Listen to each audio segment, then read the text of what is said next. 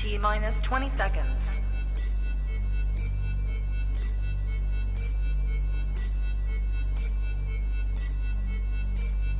10, 9, 8, 7, 6, 5, 4, 3, 2, 1, 0.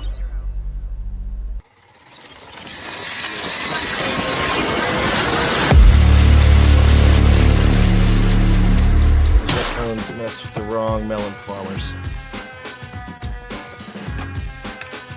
Thug life.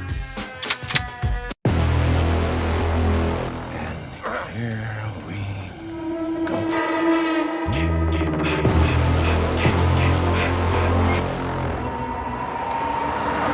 I prayed that he would burn in hell, but in my heart, I never held him.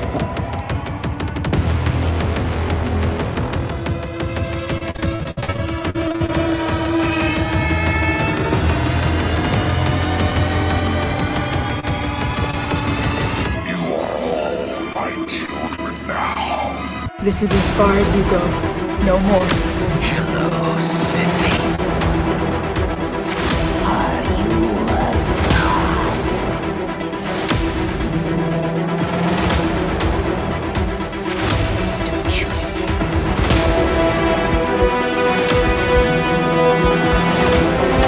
God damn you.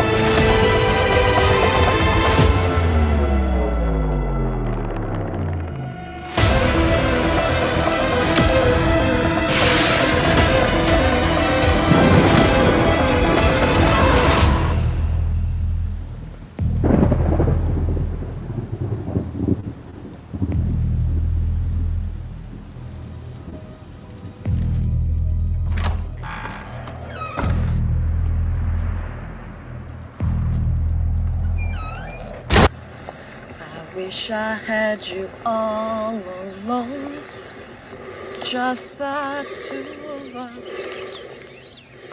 Elias ran hell from Illinois all the way to here. You're here for the hunt. Voorhees and Myers, they're the beginning. The seed goes everywhere. Your mission is to detain the most dangerous killing machine on planet Earth. Jason fucking Voorhees. It's not my job to find out where every biker in Cunningham County is. I ain't asking about every biker in Cunningham County. I want to know where Mark fucking Griffin is. There's another factor that we have to contend with. Michael Myers. Well, 2 targets?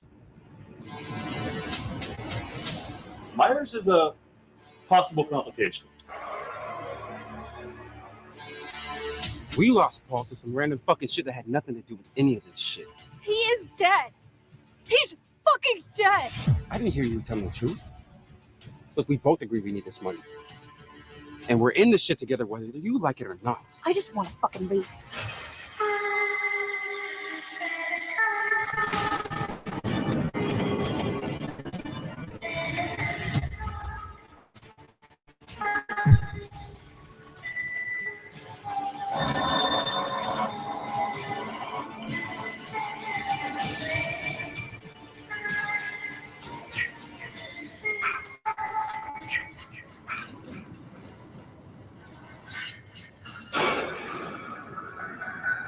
Ooh, baby, ooh, baby, ooh, baby, ooh, baby, ooh, baby, ooh, baby, ooh, baby, ooh,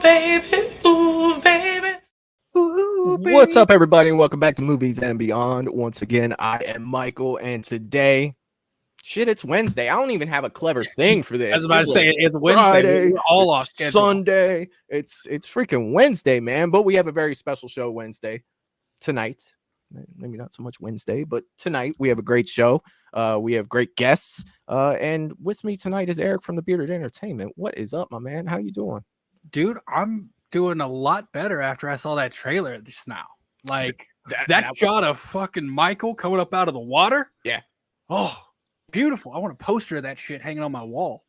So the crazy thing about that is usually when I show trailers, I have them, locked in on StreamYard. I could just put them up. This one I actually pulled from YouTube as we were going. So it was just like, okay, I gotta move my mouse around really fast here to get this to come out right. But man, yeah, the trailer looks amazing.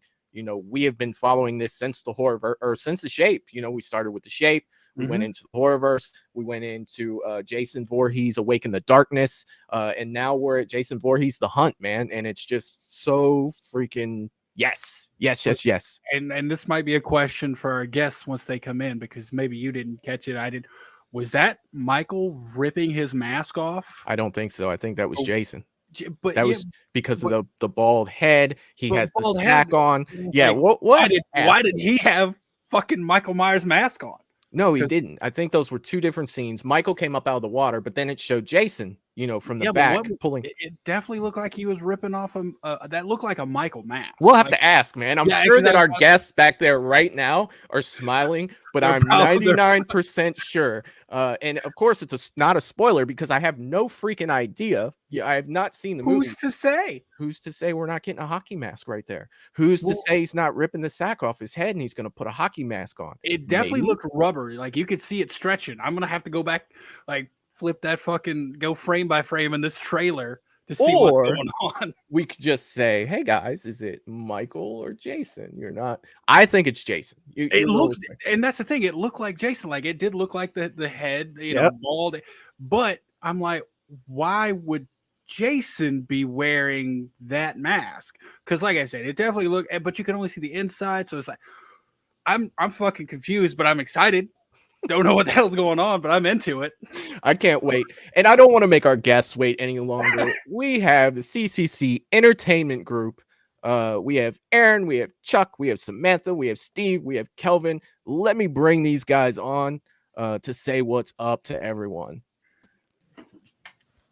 They've probably been listening back there like, Hi, everybody. To end the argument, as we get started, to end the argument, just tune in September 13th and find out for yourself.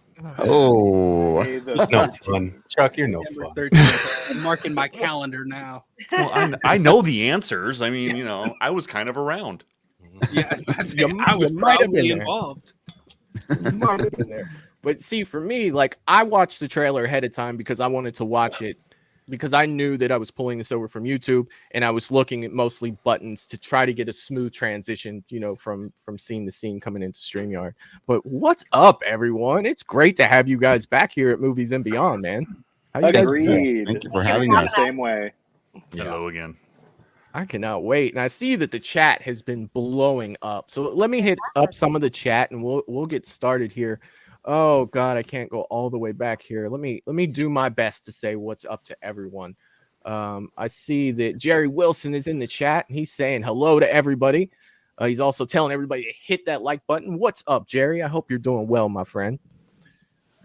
Let's see. Michelle is in the chat as well. What's going on, Michelle? How you doing tonight? Paula's in the chat as well, saying hi to everybody. What's up, Paula? Val from Val's Views, the general is in the chat, and the general always gets a salute from Movies and Beyond. What is up, Val? I hope you're doing well. Oh, I'm trying to get to everybody. Wayne Turner is in the chat. It has been a minute. Wayne, what's up, buddy? Saying hi all. It's 10:57 a.m. Thursday here in Sydney, Australia. Been a while since I have been here. I am here now with a smile. What's up, Wayne? Awesome.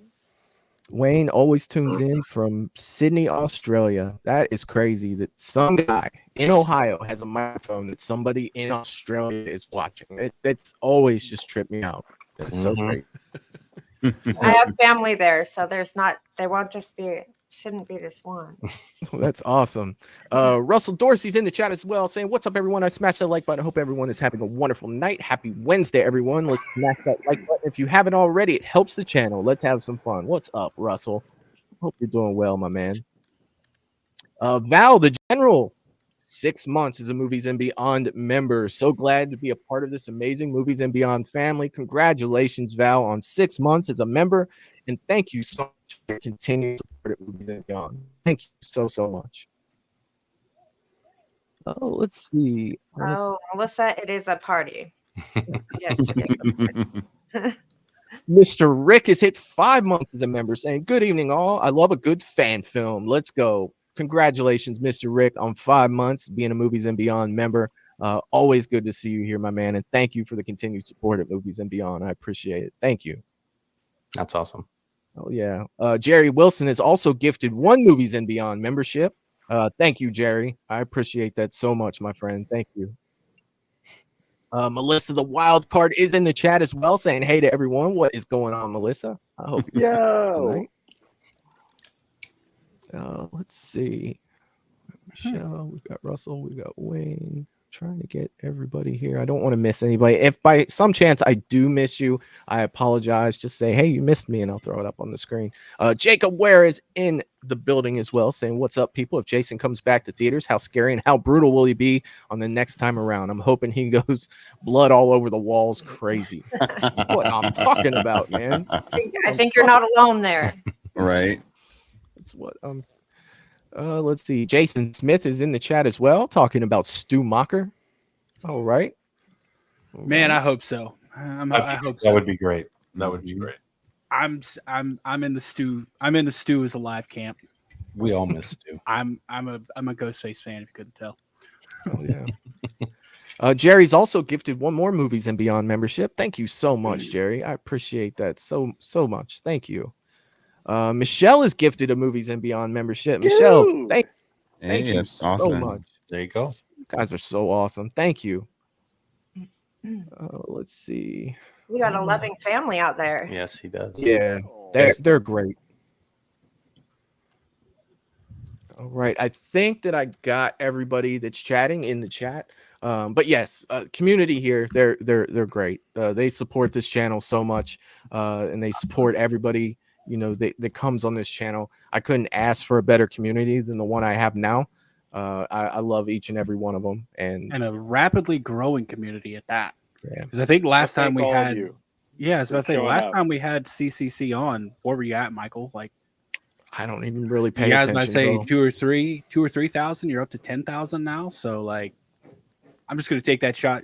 Take that chance to throw out there. Congrats, man. You're growing so fast. Absolutely. Awesome. Thank you. It's good work. Thank you. It's great. A lot of paranormal people showing up on the paranormal shows. A lot of that. So, a lot of them know more than I do. But I mean, the way that we do the paranormal stuff, we just watch them to freak out. I'm not there to debunk anything because I don't know anything about how to do it. You know what I mean? It's just we just do it for fun, and a lot of people seem to like that. So that, and when we do the fan films and shows like these, everybody loves to come and hang out and talk about movies being made, and it's so much fun. And it wouldn't be the same without the people. It wouldn't be the same without the people in live chat. It wouldn't be the same without the people that come to the shows. You know what I mean? Like the guests, like it's all a part of all of that. It all is for sure. So I'll just say guys in general, but meaning everyone. So guys, I'm cool Jason? with that. Even though I'm a girl, I'm cool with that. I just wanted to make sure. We could use compadres. What's up, I y'all? like guys. Guys is good. Everyone. Everyone seems safe. Jason Voorhees the Hunt. Now, if you're in the live chat and you didn't see the episode where we watched the movie prior to this one, we watched Jason Voorhees Awaken the Darkness, and Aaron and Chuck came and watched it with us. We had a blast. We watched The Shape. We watched the Horrorverse. We have been watching, all of this come to this point here. We put the trailer up at the beginning. That's the trailer for the new movie, Jason Voorhees the Hunt. I couldn't be more excited. I couldn't be more excited to see the movie, and I couldn't be more excited to have all you fine people on here tonight to talk about your new movie. Tell us a little bit about what you can. See, I have to be careful how I word this. Tell us what you can about. We'll start with making Jason Voorhees the Hunt. Wait, before we start, there. who's going to play Scott and Gimple and shut people down? Wait, what? I think Steve. Steve. I think Steve can be Gimple. Yeah. So I will leave CCC Entertainment Group in charge of shutting each other down if they're going. Right. I don't know as the show host, I will let you go. I'm sorry, y'all. This show will change real quick. There are questions that I want to know answers to. You know what I mean? No, I'm just playing. But yeah, what can you guys tell us initially? Like, I'm sure that there'll be a lot of questions, coming up. But yeah, I see one already. Sure, I'd be happy. I'm happy, guys. You want me to just? Yep, go. Okay. So, Awaken to Darkness left us in a spot where we knew Michael and Jason were at Crystal Lake together. Yep. The Horrorverse is built up since then. If you've watched the short films to show you that this universe that we've been working on, it encompasses everything you loved about the movies from going back to the late 70s all the way up through now. So anything is possible in this thing.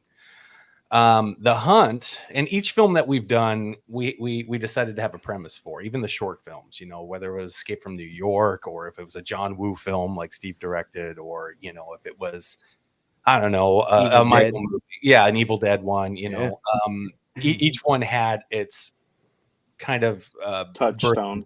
Birthing place, basically. Awaken to Darkness was our transition from the shorts to the final three features we were going to make to wrap the Horrorverse up. The Hunt stems from my infatuation with the movie Predator. Mm-hmm. I absolutely love that, and most people know what that is and enjoy that film. And since we're out in the woods and we've got a team of guys that are going out to try to capture and detain Jason Voorhees, what other movie could you pay tribute to? And that would be the one. So what you're going to see is a lot of tributes to that film, as well as mixing our Horrorverse in there with it.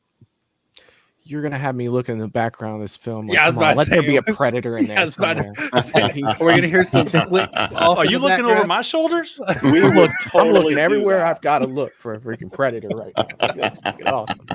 And I really don't know Freddy or Jason's chances if a predator is in the tree. Like, to be honest with you, That's what I was saying, they're not getting too far. Although Arnold made it out, I feel like I know he did, didn't he? Yeah, the premise was that how can we make a Jason Voorhees film and still incorporate the feeling of the 1987 Predator? How do we do that? And can we? And that was we had all the characters there, so it's like we can do this, and that's kind of what this film is based off of, that kind of vibe, if that makes sense. And you get a little bit of a tease from the origin story and from all the episodes, because that's the creation of each of the team members. You have Razor, you have Bullseye, you have Bullet, you have Tank. Mm-hmm. So yeah, that's what some of those were leading into, is like, oh, it's the team coming together. Who's going to go hunt Voorhees? These Titans, yes. I love that you guys call them Titans too. Well, that's another tribute to Attack on Titan, and I love that fucking cartoon, so I can't help that. Mm-hmm. Or I should say anime, excuse me. I mean, there are like titans of the community, titans of the horror community. Like, I get it. Like, when someone asks you like your horror slashers or big horror characters, most of those are going to be in the first couple that are listed. Yes. Like, you got people who are going to pick the niches. So I mean, the Titan is very fitting. Like, it's a good callback to Attack on Titan, but it's also a very fitting name for these characters. Well, yeah, I mean, you can go back to watch the very first trailer when we created the Hammer, when we did episode 1. The first Hammer, we actually, I think, did you repost that the other day or something like that? I think I did. Yeah, so, you go back to that original one, and it's just Hammer basically talking to the recruits who wants to try and join this unit. And that's what he says. It's like, you have these guys like Dahmer and Bundy, the guys the FBI hunts. Mm-hmm. Well, who goes after the ones that they don't hunt? Right. Michael Myers, the Jason Voorhees, the Freddy Kruegers. Yeah. But Well, that was the beginning of it. That But was I the think we beginning. all want, our original plan, if I can say, guys, Yes. I hope I'm safe to say. You're good. Our original plan for this whole thing was to lead into our own character. Well, our own character. I say our own, but it was Chuck's character that he created, and it was supposed to lead into that. Correct. So that was it was supposed to be this entire like world, universe that led into our own original stuff down the character. road. Yeah. Yes. Yeah. Yeah. We've been, I think have we teased yet? Not yet. Okay. Well, no, we did. We We teased a little bit with it. That's what I thought. Yeah, and no one would get that, but that's okay. No, but that's Not yet. okay because they can go back and later. The rewatchability is insane on these things. 'Cause I was just thinking, Oh, like, okay, so I'm gonna have to like tonight after we get off the stream, go back and watch every episode again to catch back up. Please do, Eric. Yeah. Oh, I will. Yeah. But before you do, please create a new YouTube account and go onto that, and then make sure you hit the like button, subscribe, and follow our shit. And leave a comment, right? Right. I'll tell you what. The only thing I don't have to rewatch, but I gladly would, is probably In the Shape when Granny got blown away. Bro. Because I probably watched that Best moment in the whole 100 series. times already. I've been thinking about that since we started. I was like, Granny got put in a 100 Swiss times. cheese. Fun fact about that's my real grandma. Yes, it is. No. Oh, that's so good. I just remember when we were watching that, like, going because that's the one that Brandon was here for, right? I believe so. Yeah, Brandon was on the panel with us, and we were all watching it. I remember like going back and like pausing at that clip and watching our reaction faces, and then you guys were watching us and like just grinning because we're like, "Oh my god!" That was that's one of the best moments of doing this. We haven't done it in a while, but like the fan film things, that's one of the best moments I think we've had. Just that out of nowhere. It's so out of nowhere. It really is, and we're just like, "Holy crap!" Yoo-hoo! Like nobody saw it coming whatsoever. Like. That's the best It's part like, about it. Yeah, you have to go back. Like if you're in the live chat and you haven't watched the episode, watch the episode where we watched the movie The Shape. You can pause it. I have a what face. Eric's laughing. You know, Brandon's his eyes are this big, and both Chuck and Aaron are they're kind of just laughing. You know what I mean? Because they know it's coming. And I think we had talked before that. We're like, "Oh, it's a little old grandma, and this, and this." Like, yeah. Oh, maybe she's not good news. And then she's a cheese grater. She's gone. Just wax. Yeah, I'll never forget too, because Eric just keeps yelling, "Grandma's gone! Grandma's gone!" How do you think I felt? Oh my god, it's so good. That was so good. That's such a great memory from that. Like, but that's the part I wouldn't need to rewatch, but I gladly would, because you know, you still, even if you've seen it multiple times, it's like, when is it? Oh, there it is. As soon as you get the yoo-hoo, like Chuck was saying, waving you know, a little that's white it. flag. Yeah, that is it. Oh my goodness, that falls into Movies and Beyond. Like, if I ever release the best of Movies and Beyond, that is definitely going to be a clip. It's going to be on there for sure. I guarantee it. It was a great moment watching you guys react to that, because everybody, when we made that movie, we all knew, you know, and most people were not around when they're watching it, and no one's ever said anything about that scene. To see you guys live do that, Right. it's the best thing. It paid it off. I was like, okay, they get it. Hope everybody else got it, because that's what we were hoping to do. Yeah, because that's that oh shit moment, but it's right in the middle of the movie. So then people at the end don't go back and be like, "And what the fuck was with Grandma?" I'll tell you guys what. Like that's something that, you know. I mean, how long ago was that we did that? Was that probably like 6-8 months ago? Maybe about a year, when we were on, almost a year. Yeah. Has it been almost a year? Yeah, we watched it live with you guys. I think, or coming up on a year, maybe. Good God. Which one is that in? The Shape. The Shape. That's in The Shape. Mm-hmm. Yeah. Now, you can have fun too. You can go back and watch The Shape as the chapters were released, because those were actually 3 individual episodes in themselves that we put back together as a full. Yep. Yeah, if Aaron and I would not have thought of blowing off Grandma's head. That was Ryan Smith from Creepy TV. Yeah. And when he said it, it all just made sense, and I'm like, dude, this is fucking great. I guess we're gonna do that. Yeah. It's kind of cool. I love how we did The Shape, because we did do it where where Aaron started it, he wrote something, he passed it off to another director, they wrote something, passed it off to another director, they wrote something. So it's kind of cool because it's 3 different directors coming together, and it all fits really well, which I love. Yes. Oh yeah. Yeah, it was 8 months ago, by the way. I just went back and checked. 8 months? It looks like Yeah, I was going to say, I thought it was right when Darkness came Oh, out. yeah, Awaken the Darkness came out January. Yeah, so that was like, that was very beginning of the year. Yeah. Did I say 8 months? Well, here we are. You probably did. You might have. Hey, we're sorry for doubting you, man. It's your show. Let it go.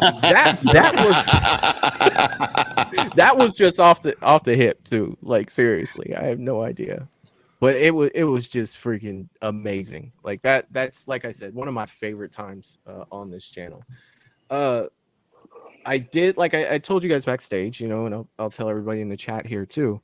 I rewatched Awaken the Darkness because it had been a few months, and I definitely wanted to go in fresh. And I noticed at the end, where Jason and Michael kind of left off, and I'd like to talk about that. Is this? Let me ask this without it being a spoiler. Just ask it straight. We'll fix it. Do it. We'll fix it in post. Right. We'll fix it in post. We're not live. It's Oh no. Oh no. Editor's worst nightmare. Fix it in post. We'll fix it in post. It'll be We just play fine. off things good. We'll play it off. Don't worry. Okay. You're good. So you could ask the question. If we just laugh, you can't get the answer. Yeah. Are we gonna pick? Are we gonna pick up where we left off with Jason and Michael, because it kind of seemed like it wasn't really done. That's a way of me trying to talk around things. Are we going to get a 2 months later card at the beginning of the next movie? I agree with Steve taking this one. Yeah, Steve, you go ahead. Steve, if you're scared, I can answer. But Steve, by the I way, would say Chuck yes, it is one of the picks up writers. afterwards. Don't worry, Steve. I can mute all of them from here. You can just say what you want. No, Go for it. Go for it. No, yes, it picks up from after. But there's more. There is more. Well, yeah, but Yeah, that that's a would good be way to put it. spoiler. Yeah. That would be Yeah. a spoiler category. It's in the same timeline, so Yeah. we're gonna pick up pretty much. Definitely. where we left Yeah, off. it picks up after, just as far as like, are they literally still pounding on each other as soon as the movie picks up? I don't know. In that, in Yeah. that sense, Yeah. no. But The- basically, well, yes. Go ahead, Chuck. Let's go with the end of the movie. Yes, we had Michael and Jason fighting at the end of the movie, but how did the movie end? It had the introduction of the sheriff with the EOC. Yep. The next day. Yeah. Yes. Okay. Yeah. That So makes if sense. you think of the aspect of what the next day might look like, It's literally right after that. that would be a good place to start. Not today, but tomorrow. I gotcha. Yeah, rewatching that today, He's like, you didn't answer shit. You give me nothing.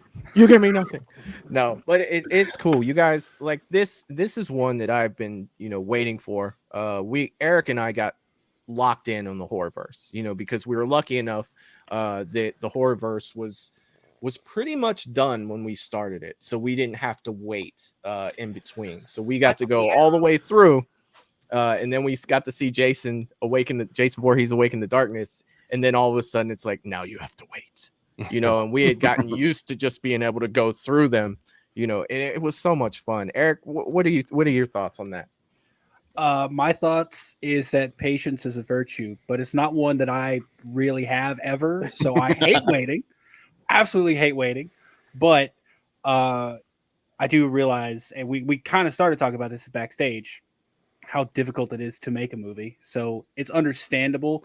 I usually, going to be honest, if we hadn't been doing these, these fan film watch along live things, I probably wouldn't have watched them yet. I would have waited till everything was out, so I could just one day like knock everything out, get the whole story.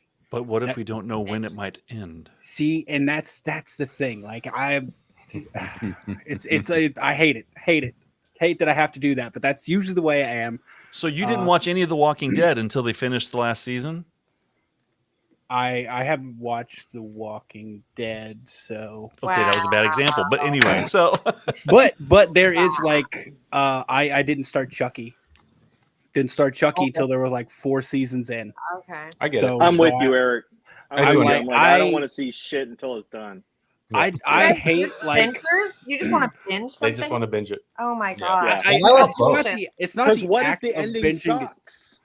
It's not the act of binging itself. It's just that like I want to know how the story ends. That's the way I am. Like, and if I have to wait like months, there's shows I've given up on like 5 times because I have to go through so long and wait. Like Supernatural. Yeah. Still haven't finished it because like I would get in and I was like, okay, I gotta wait like It's a year. so long. I thought somebody said it was like after the 5th season, it was pretty much done anyway. Well, there's So a lot of like logic. a different show. Like Yeah. it starts onto a different show after that. Like, There's a Yeah, ton of so- logic though, Eric. I'm telling you, because you know many shows I've started and I've got into and I liked, and by season 2, then whatever platform they're on cancels the show, and you Yeah. don't get that ending. Okay, You that's get a new board of bullshit. directors. That's bullshit. So I get it. I get it. But with you know this, what Oh no, you're fine. I was just gonna say, like with the Horrorverse and the storyline that we're following, you got me locked in. Like September 13th is Good. too far away, in my opinion. But I Not get for a it. composer. Don't tell me that. Let me ask you this though, Eric: are you actually going to go ahead and watch on September 13th? Or are you going to wait until we bring CCC back to your show to watch it live with your fans? Oh, that's fair. What are you going to do, damn it, Eric? I'm gonna have to wait longer. Are you now. going to Come wait on. even longer? A couple more Can you weeks. take the I will- pressure? I hear there's another Friday the 13th in December this year. So just the look on Eric's face, like, no, we're not waiting until December. Wait, I'm not waiting what? till December to No, watch it. I will wait. That's one thing I can say. And the difference, I guess, is this because I never got into fan films, and this was something like the first fan film I ever watched was with Michael on one of these shows. Mhm. Wow. And I just never looked into them. Not that I had anything against them. It's just never something I was. I Well, had. they're hit or miss. So Yes. You're not Yeah. wrong, but honestly, it's just more as I got interested in like the filmmaking itself that I was like, okay, well, let's see what these people do, and I try to find like all the positives I can in all of them. Just because someone made a movie, whether or not it turned out well, like they put the effort in to do so. But most of them are one-offs. Mhm. But then y'all come along, like, no. You're gonna have like a multi-year, like MCU style story that you're gonna have to watch all this and then wait. And now it's like, okay. But like I said, you got me locked in. I that's good. That's good. I If hate it that I'm gonna have to helps. wait even longer now because I am gonna watch it like I'm gonna wait to watch it live because that's what we do here. But for the most part, that hasn't been the case. Like I haven't had to say, like, okay, we watch this live, because what'll happen normally is Michael will say, hey, this is what we're gonna be watching on this day. And I'm like, cool. I've never heard of that before, but I'm excited about it. Whereas this is like, oh, you remember, part 1, 2, 3, 4, 5, 6 that you've watched? Well, we're gonna be watching part 7 now. I'm like, okay, cool. Part 11, but okay. Just a general number out there. Wait, Yeah. 10, So excuse me, like part 10. They're pretty technical. I would say the anticipation for this one is probably the highest it's been for a fan film I've watched, because there's been so much time invested in this story already. Yeah. I love it. And That's what and we're the hoping. quality, like y'all put out some damn good fan films. Yeah. So like Thank the you. anticipation for this is the highest it's been for one of these, just Yeah. because of the story. So Let me just read this comment real fast. James is in the chat in the shape. He's saying, hi, Mike. I can't stick around too long. My cousins are here and we're having a horror night watch. I hope you and everyone out there had a great day. This is the shape signing off. The mere fact that James just took the time, even though he's busy with his family, to come on here and say hello to everybody and support, I love these guys. Love these guys to death. Like, Absolutely. seriously. Beautiful That's thing. awesome. Yeah. can I also point out Val's most recent comment? Because I got to say, I'm with her. I Yeah. loved it. I saw it. It was- Thanks, Val. I don't know. Please read it though, Eric. You're going down here. I will wait. You could have Chuck and Aaron back on the show to watch it, but hell no, we are not waiting till December to watch it. What I'm saying, Val, like, come on. All right. So what do we want to do? Come back at the end of September to do it? Yeah, we'll do it. I will let you guys decide on the Yeah, amount of maybe time put that it- you guys want to, put in between that, and we'll definitely make it happen for sure. Talking about fan films, I've been watching fan films ever since YouTube came out, and they were on there, and it came from me just saying, what if Michael fought Jason, and just in searches and stuff before you knew that there were. And I mean, I've watched fan films evolve so much since the early ones that I've watched. The beginning, when I first started watching fan films, it was basically a guy in a Michael mask, a guy in a Jason mask, and they're fighting with sticks in the backyard, and that was the movie, with no editing, no music, no score, stuff like that. And just to see where they're at now. Like, you look at some of these fan films that have come out, the Horrorverse looks fantastic. You've got the Never Hike Alones, you've got the Rosebloods, you've got the It's Me Billies that Dave McCrae's working on over there. These are high quality films that you guys are making and putting out for fans. And the fact that you guys have us invested so much, because Aaron, we've talked about this before. It's what would you like to see? I would love to see all of these guys come together. And have all of those are like dreams that you had in the 80s, to where it was like, well, what if they were all in the same place at the same time? Now, granted, I had to wait till 2024 to live that childhood dream, but you guys are, you guys are throwing it out there for us, man. And I couldn't be more excited to and that's the funny thing, man. The Horrorverse. Yeah, that's the thing. I felt the same way when we talked about this, Michael, and that was one of the reasons why when we did the Shape film, and that's all it was supposed to be. We were only going to do the first chapter. That was it.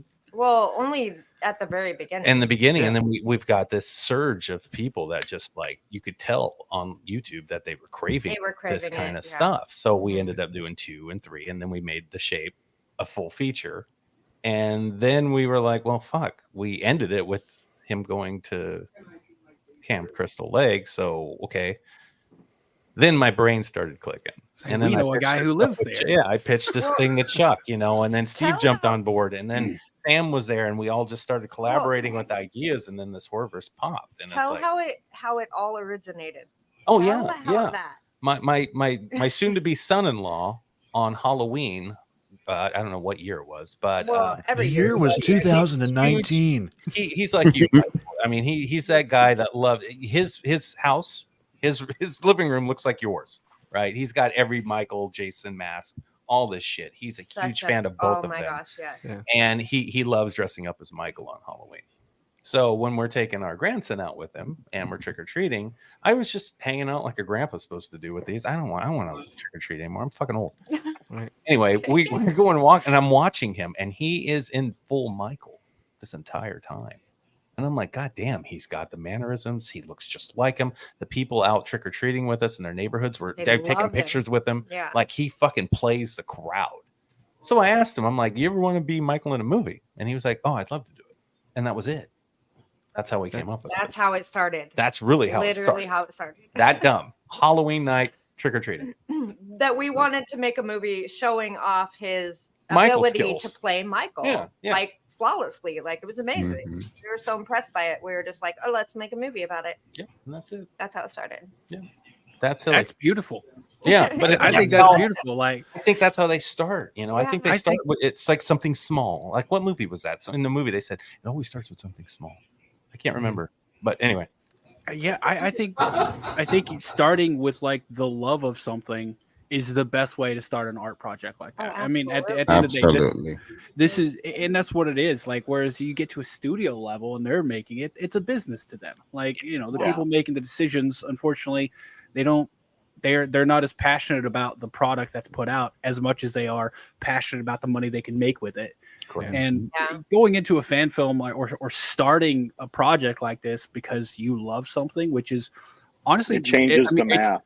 Yeah, and that's the root of most fan films, because for the most part, you're not making money off of them. So you go into it just wanting to do something because you love it, and that is beautiful. It's absolutely, and I think you get a better project. Absolutely, you get a better outcome that way. You do. Totally. I absolutely agree with you. I think in anything that you do, that loving it is so important. It shows the passion. Your passion for things shows in what you do. So yeah, definitely. It definitely shows in the Horrorverse. Y'all take very good care of these characters, and I mean, you put them together in ways that that I've never even thought of, and I'm like, I kind of makes fucking sense to me. Let's go on this ride together. That's love it. I'm so happy that you guys understand that and get it like that. And we were all hoping that most people would when they watch, especially fans from that era, right? That was the key. You know, we're hinting at so many different characters that resemble someone that you should know, right? You know, Hank is Jesse Ventura from Predator. You know, Bullseye is Snake Plissken, right? You know, but they're not. But it's our tribute to these. And now we get a chance to, you know, just have fun with our action figures and start playing. Exactly. They're life-size action figures. That's it. Yeah. That's it. That's I ain't got time to bleed. Like every time, like that pops in my head every time. Every time. Oh yeah, you get it. Do want to throw this up here? Q, the Duke himself from Roseblood, Creighton Duke comes through with a $20 super chat saying, "What's up, guys? Just showing some love. What is going on?" Q's a man. I love that guy. Love you, Q. Oh yeah, Peter Anthony's in the building as well, saying we got the Duke in the chat. Oh, What's shit. up, man? What's That's going not on? Peter Anthony. That's me. Oh, yeah, what is going on? Oh, I thought that was my bad. I just My realized bad. like the Your color guys' scheme stuff looks so much. Yeah, I was about the to say the same. color scheme is pretty similar. It is so dead. He doesn't on. have I as glorious of a apologize. beard That as is I you. do. Oh, are we I gonna apologize. And wherever Peter's at, I apologize to you, my friend. Wherever you're at. Oh yeah, where is Peter?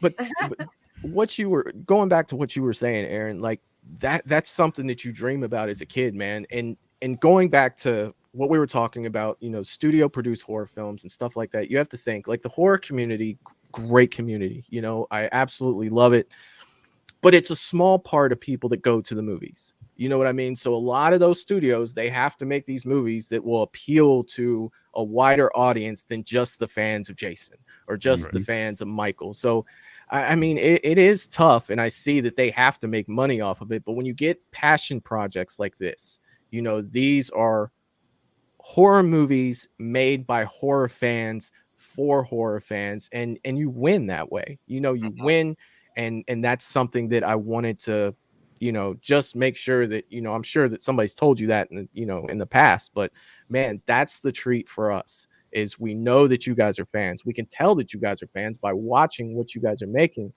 and it's just like, wow, like this is exactly what I wanted, and that's why we get so excited about these, because you guys get it.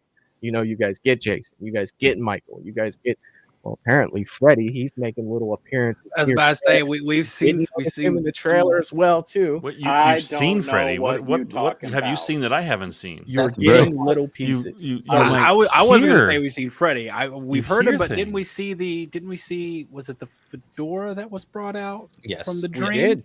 We did. Yeah. So I was like, we've seen like teasers. Of He's Freddie. there. Maybe a wound here or there. But... Yeah, he is there. We haven't seen him in body, but he's there.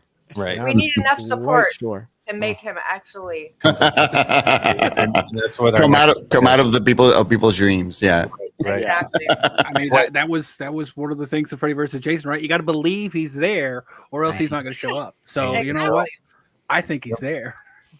Oh, looks you like... know, on the hunt here, what we really wanted to try to amp this stuff up. There's Peter. What's up? Speak of the devil, and he shall appear. Yeah, I think I did.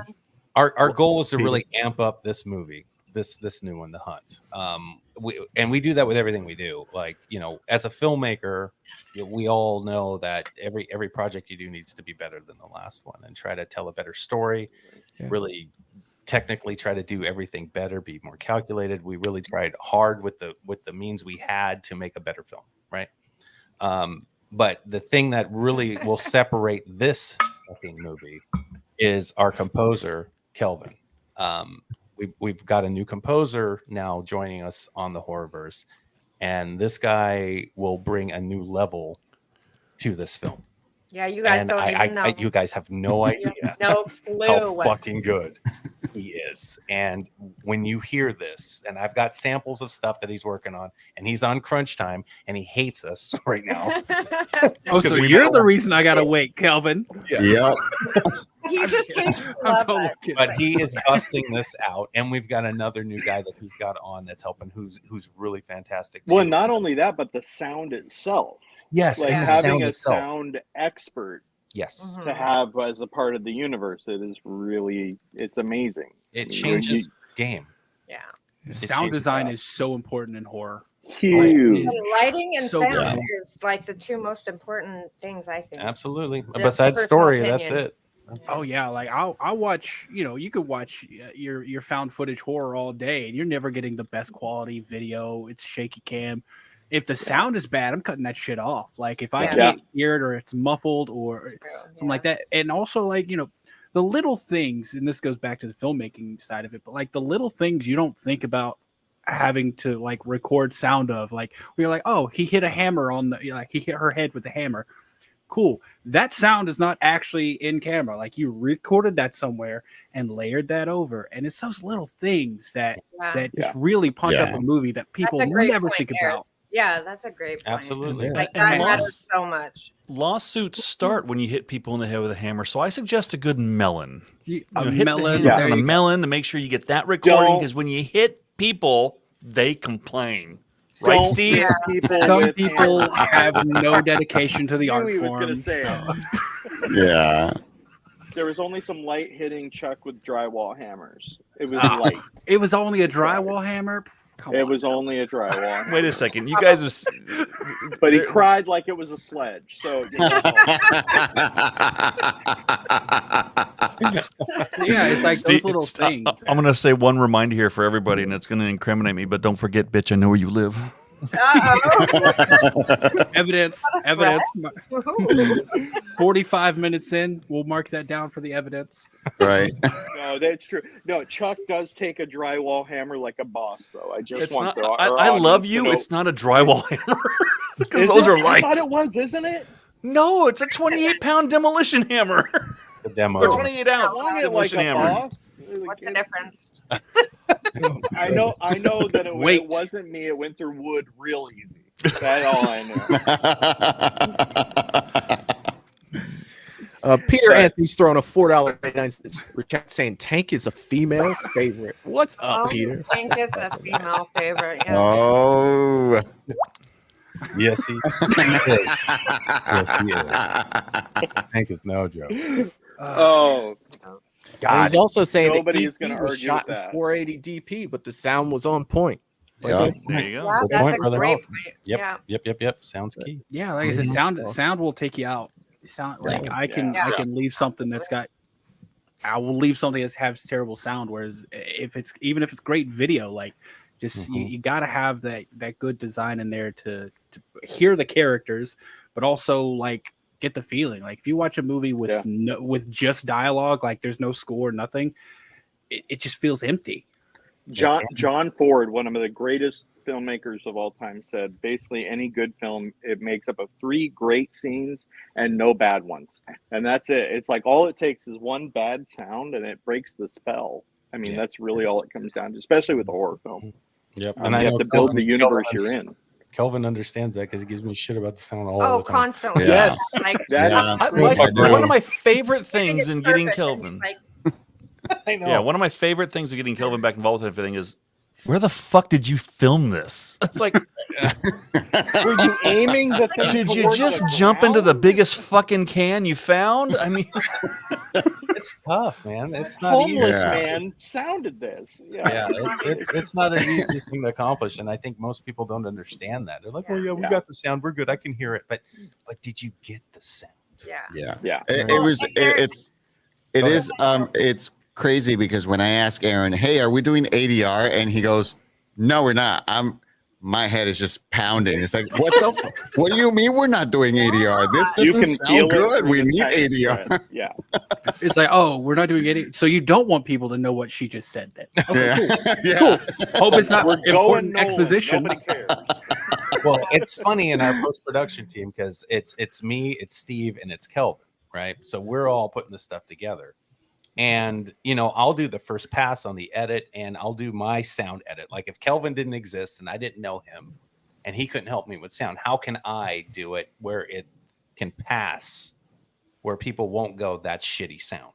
What can I do? So I've chopped myself at least to that point. And then I'm proud of it, right?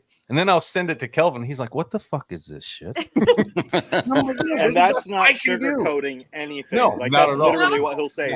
He'll say, exactly who did you word for find to do this? What child recorded this. I thought you. Well, oh no, my favorite one. I thought you guys had a deity mic. I know. We did. Damn it. We do. That's a quote. Yeah. That Shit's is a not direct quote. It's hard. It's a hard thing. But the important thing is to have a person who has professional sound experience who can actually Have a adjust Calvin things that properly can for tell you. you're a dipshit. Do it again. Exactly. No, and it's important. Yeah, it's all important. It was a one-man band. I mean, I honestly, when I was rewatching it a little bit today, I was rewatching Awake in the Darkness, and like the sound it sounds like somebody doing it everything by themselves. But I mean, it's not bad. You can understand it, and then you hear fucking Kelvin do it, and you're like, oh, it just became a film. Got it. Like, Yeah. That's actually true. It's actually it's right. important. And Peter said a really good thing. That's why I hate ADR, Peter. I really do. I can't stand it. It's so hard to recreate those moments when you're out there doing it. It's really hard. Now, the only person that's to do it right now is fucking Hugh Jackman when he's playing Wolverine. We've all seen that clip. Yeah. He's the guy that can fucking do it. Everybody else feels awkward. And Sam, we've tried ADR on the Outrider, and we had a hard fucking time with it. Okay, yes, but how much ADR is there out there that you don't even know is ADR because it's that good? Well, yeah. Yeah, that's the thing. Like I hate doing it. I think it's awkward. Yeah. I hate watching myself, and I've had to go in a couple times to do ADR, and I'm like, oh, the mood is totally different because I hate watching myself. It's like, okay, and you can tell it's a different sometimes- skill set. And and when you're making it, it's ADR. So I can't even enjoy the movie the same way. It sounds weird to me because I know that's not the real audio. And you're also, audio, you can tell the difference between someone just saying some lines and someone doing a scene. Like they're not the same thing. And when you gotta get see yourself someone, back there. and you know what? Months later or even weeks later, and you're not in a scene, your scene partner isn't there or whatever, and you're just watching a screen like, okay, let me try to say this exactly like I did then. And get in the same mindset, which you might not even freaking remember at this point. It's ADR is horrible, but what Sam said, like, yeah, I thinking about the fact that you've probably seen a shit ton of movies that have ADR, but you don't And even would never notice. And then you see like And that's Madam Web. and you Honestly, see everything is ADR. And it's shitty as hell.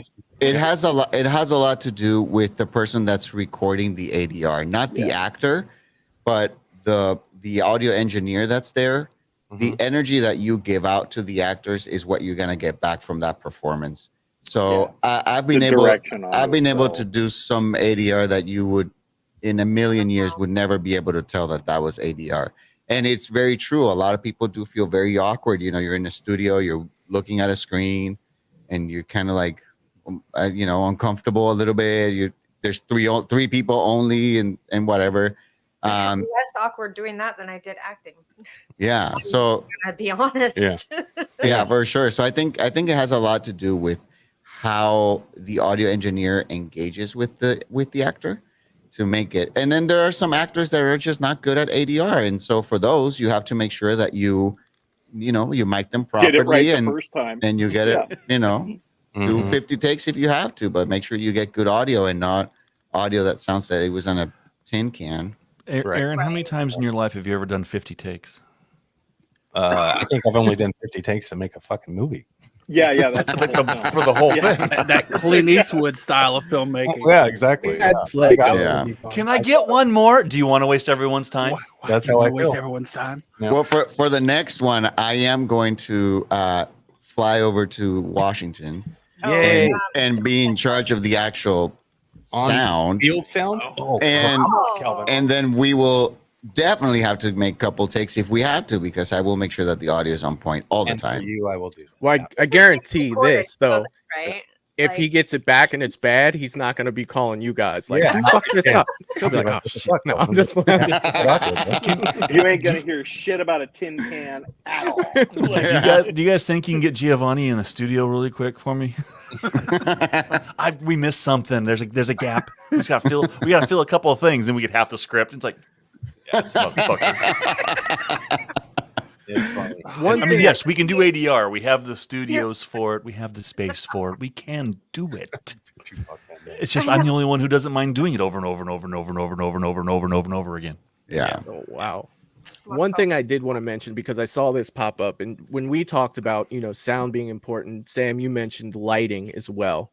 Yeah. This movie is the perfect example of a movie that I could barely see, and that was Alien versus Predator Requiem.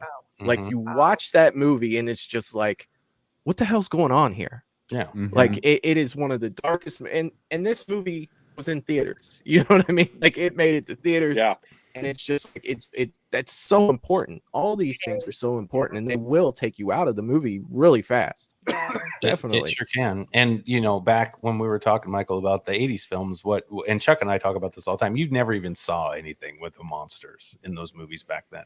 Yeah. It was always so dark. It was always, you never saw a creature purposefully, right? And now when you're making films, you understand why. But when I was a kid, I'm like, what the fuck? How come I can't see people have gotten really uncomfortable with vagary too. Like, you look at a lot of those older films and you're like, you'd look at The Thing, and The Thing would have incredibly dark lighting, but the overall sense of it was really good. Like, they knew what they were doing. When there was highlights, they would look white. It didn't look like it was underexposed overall.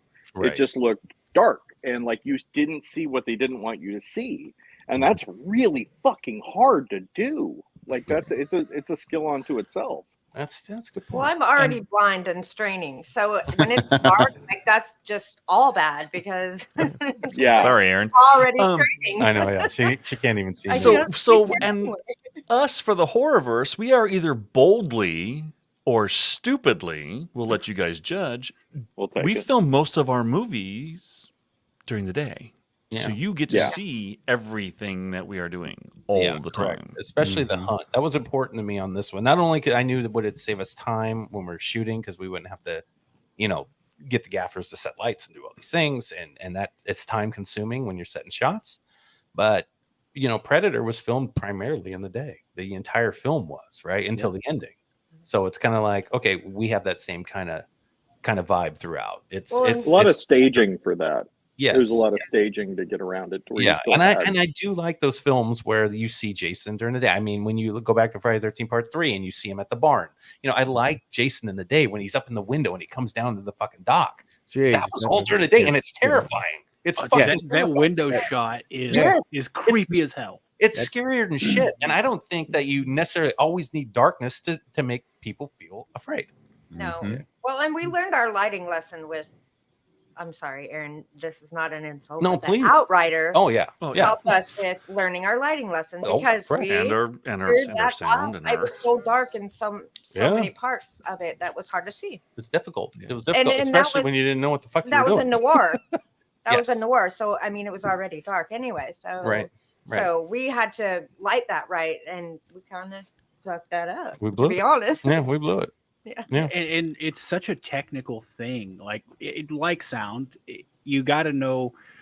Dark can be great. Like, obviously, like one of the most iconic shots I think of is in terms of the use of light is in the original Halloween when you see Michael's face like coming, like it's just darkness, and all of a sudden you see this white face come out of you have to know how to use that. Yeah, that's a perfect use of light, but you can't just say, okay, we're going to make everything dark or we're going to make everything bright, because if it's overexposed or it's too bright, you see things you're not supposed to.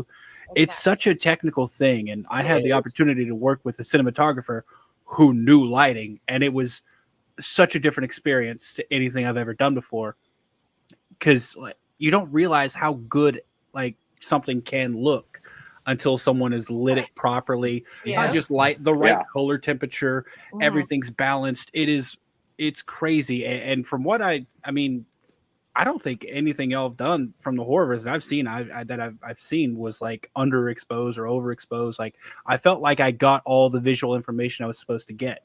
Yeah, we're getting better at it. Well, we're not perfect. Thank God for computers when we don't. That's all it is. Thank God computers. Technology's really good. Yes. Yeah.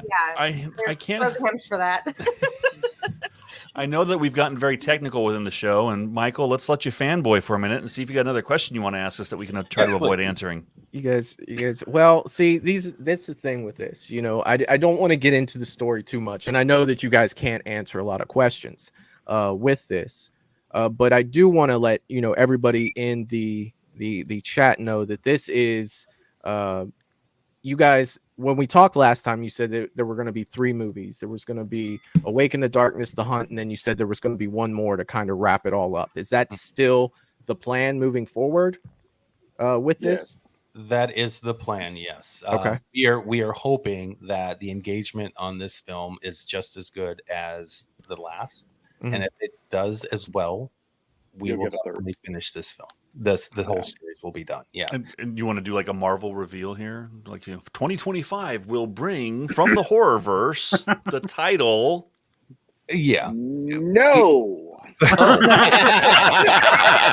Wow. Okay. Jason Voorhees, no, coming 2025. Yeah.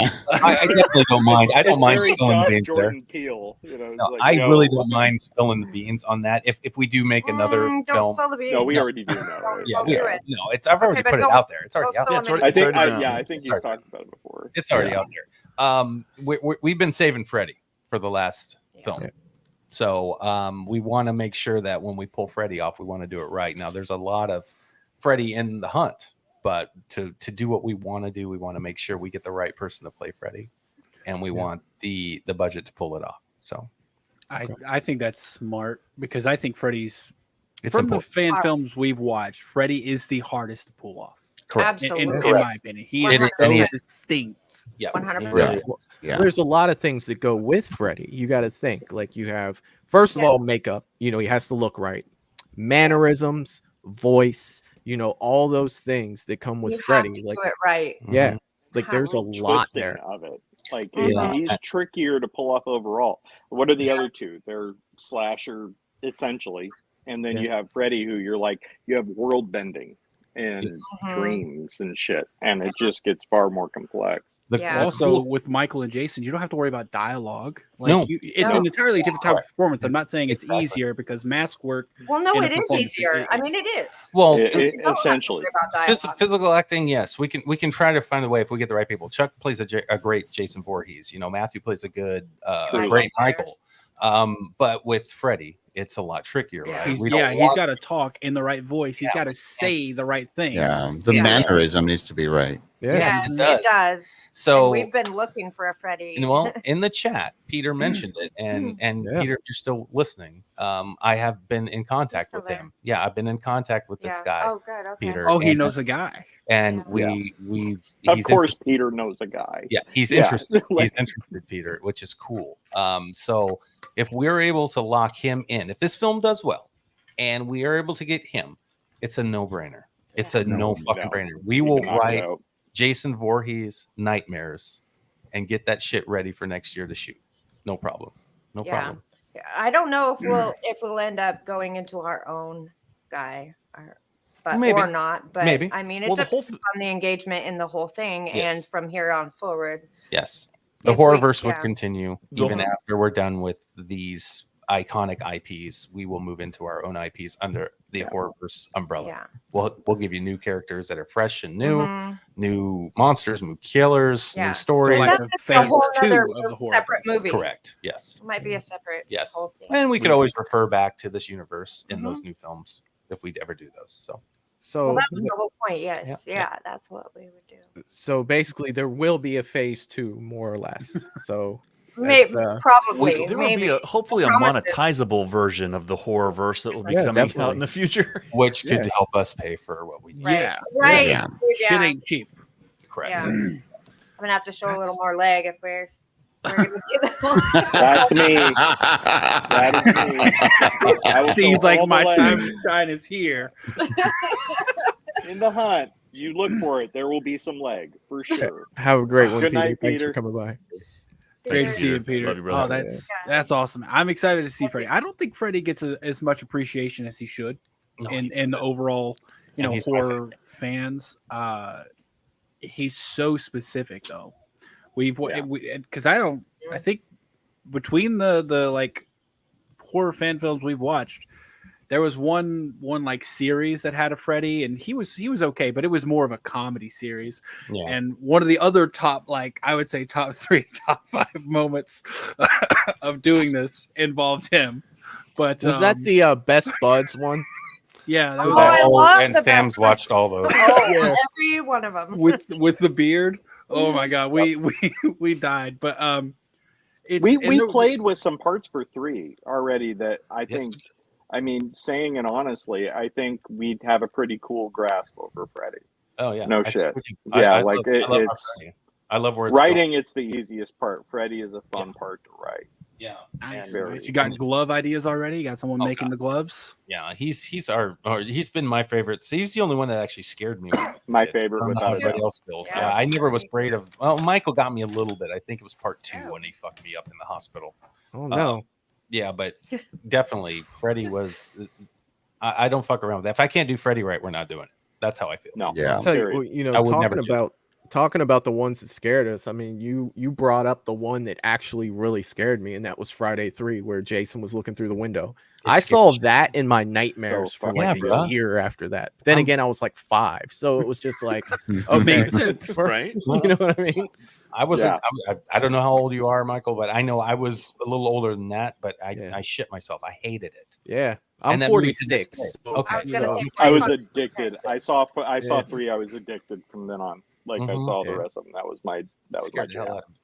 I hated Jason in that movie. There's I two can things see it right now. Jesus. Yeah, Christ. there's two Brutal. things that stick in my head, you know, from then. Not including The Exorcist, which I watched way too young, that damaged me, you know, beyond Same. belief. That'll make you Catholic quick. But the two scenes that really stick in my head from being a little kid was that Jason scene from Friday 3, and then Phantasm, the tall man throwing the coffin all by himself into the back of the hearse. That literally scared the living hell out of me as a kid. I watch it now, it doesn't look the same as it did to me then, the way I remember it. You know what I mean? Like it was way different seeing that for the first time as a kid. I just remember sitting there in a chair like that is fucking scaring shit out of me right now. And I know that, you know, there's a lot of people that don't like Phantasm, but those first 2 movies for me, especially as a kid, I absolutely love them. I love Phantasm. I tried to watch Phantasm 3 again last night, and I made it about halfway, and I was just like, yeah, I'm good. Like something about 3, I just couldn't do it yesterday, but I don't know. I might go back to it. A lot of people had problems with Phantasm because of the audio. That sound that they ran through the movie irritated people, gave them headaches, and made them leave. Yeah. No I appreciate that, but now with my hearing being interesting as I get older, I watched Phantasm last year also, and I was just like, oh, that's what bothered people. Okay. But home, I could turn it down. In the movie theater, you're just fucked. There's a specific choice, but it's like gay for everybody. Yeah. But I mean, I love going back to those, you know, movies that inspire you to do these things like this that you're doing right now, because the horror fan in all of us was born at some point. You know what I mean? And it's a lot of people that are in our age range, I'll say, you know, it was the early 80s that really, and even into the late 80s, you know, it kind of changed in the 90s for me. I felt like there was a big change in everything. You know, it wasn't the things I was used to seeing. It was the not Scream that they effect. not that they weren't good, you know, like I really liked Candyman. I liked the first Scream, but things changed. Like when you get in, even in Halloween, when H2O came out, it was different. You know, I'm not saying it was bad, but it was just a lot more different. self-awareness. Yeah. There's a lot more self-awareness overall. I think the earlier ones. Which is why I was. Oh, I'm sorry, Steve. Oh no, you're good. I'm sorry. Which is why it was important for me to do the action stuff, right? Because I love 90s action movies. I love 80s action movies, right? Yeah. So it was vital to be able to pull in that action vibe in these, because I think 90s action movies still to this day rock. Late 80s, 90s were great and gold. I mean, you had Stallone, you had Bruce Willis, you had, you know, Schwarzenegger. These guys were in their peak. Yeah. So how can we make these movies? I mean, when Tango and Cash came out, I'm like, fuck, this is the best movie ever. Right. You know, Kurt Russell was the shit back then. So these guys were all important to me. So when I think Jack horror, Burton, man. It's Jack Burton. I always think of horror going, let's keep the horror and feel like it's like that 80s vibe. But, you know, if we roll in the action and we have a character like Keanu Reeves in Speed, that's okay. That works for me because it's still Speed. And that's a badass movie. Still a horror movie at its base in a lot of ways, too. In a way, yeah. All right. Yeah. So, I mean, that Your was best friend shoots you. Yeah, I totally get that one. Yeah. But I mean, Michael, Eric, when you're sitting there and you've got this plan and you're making something and you think of all the things that has inspired you to even think about making a movie, how do you not want to put all of that in there? Right. Yeah. Especially a fan film. That's where I was. the one thing with the 80s action heroes that you have to include is you have to have a tagline for every kill. Oh yeah. You know what I mean, like that's even when you go back to Predator, you Oh, know, yeah. and Arnold kicks the door down and he throws that knife and he's like, stick around. You know what I mean? Like those are the things that really scream like 80s action to me. And speaking of Predator, you said, you know, that was going to be the inspiration for it coming up here. Is there going to be a recreation of the Carl Weathers, Arnold Schwarzenegger like thing with the biceps? And if so, who's doing it? Who's working out to get the bicep in there? And that's the one thing that sucked was we did that early on. Yeah, they already did it in episode 4, and you saw Bullseye and Razor do that handshake, but we didn't have the biceps, so we kept our shirts on. Yeah, we had jackets on. It was nitty that day, so you know it was a little. They couldn't cold. afford the performance enhancements to get there.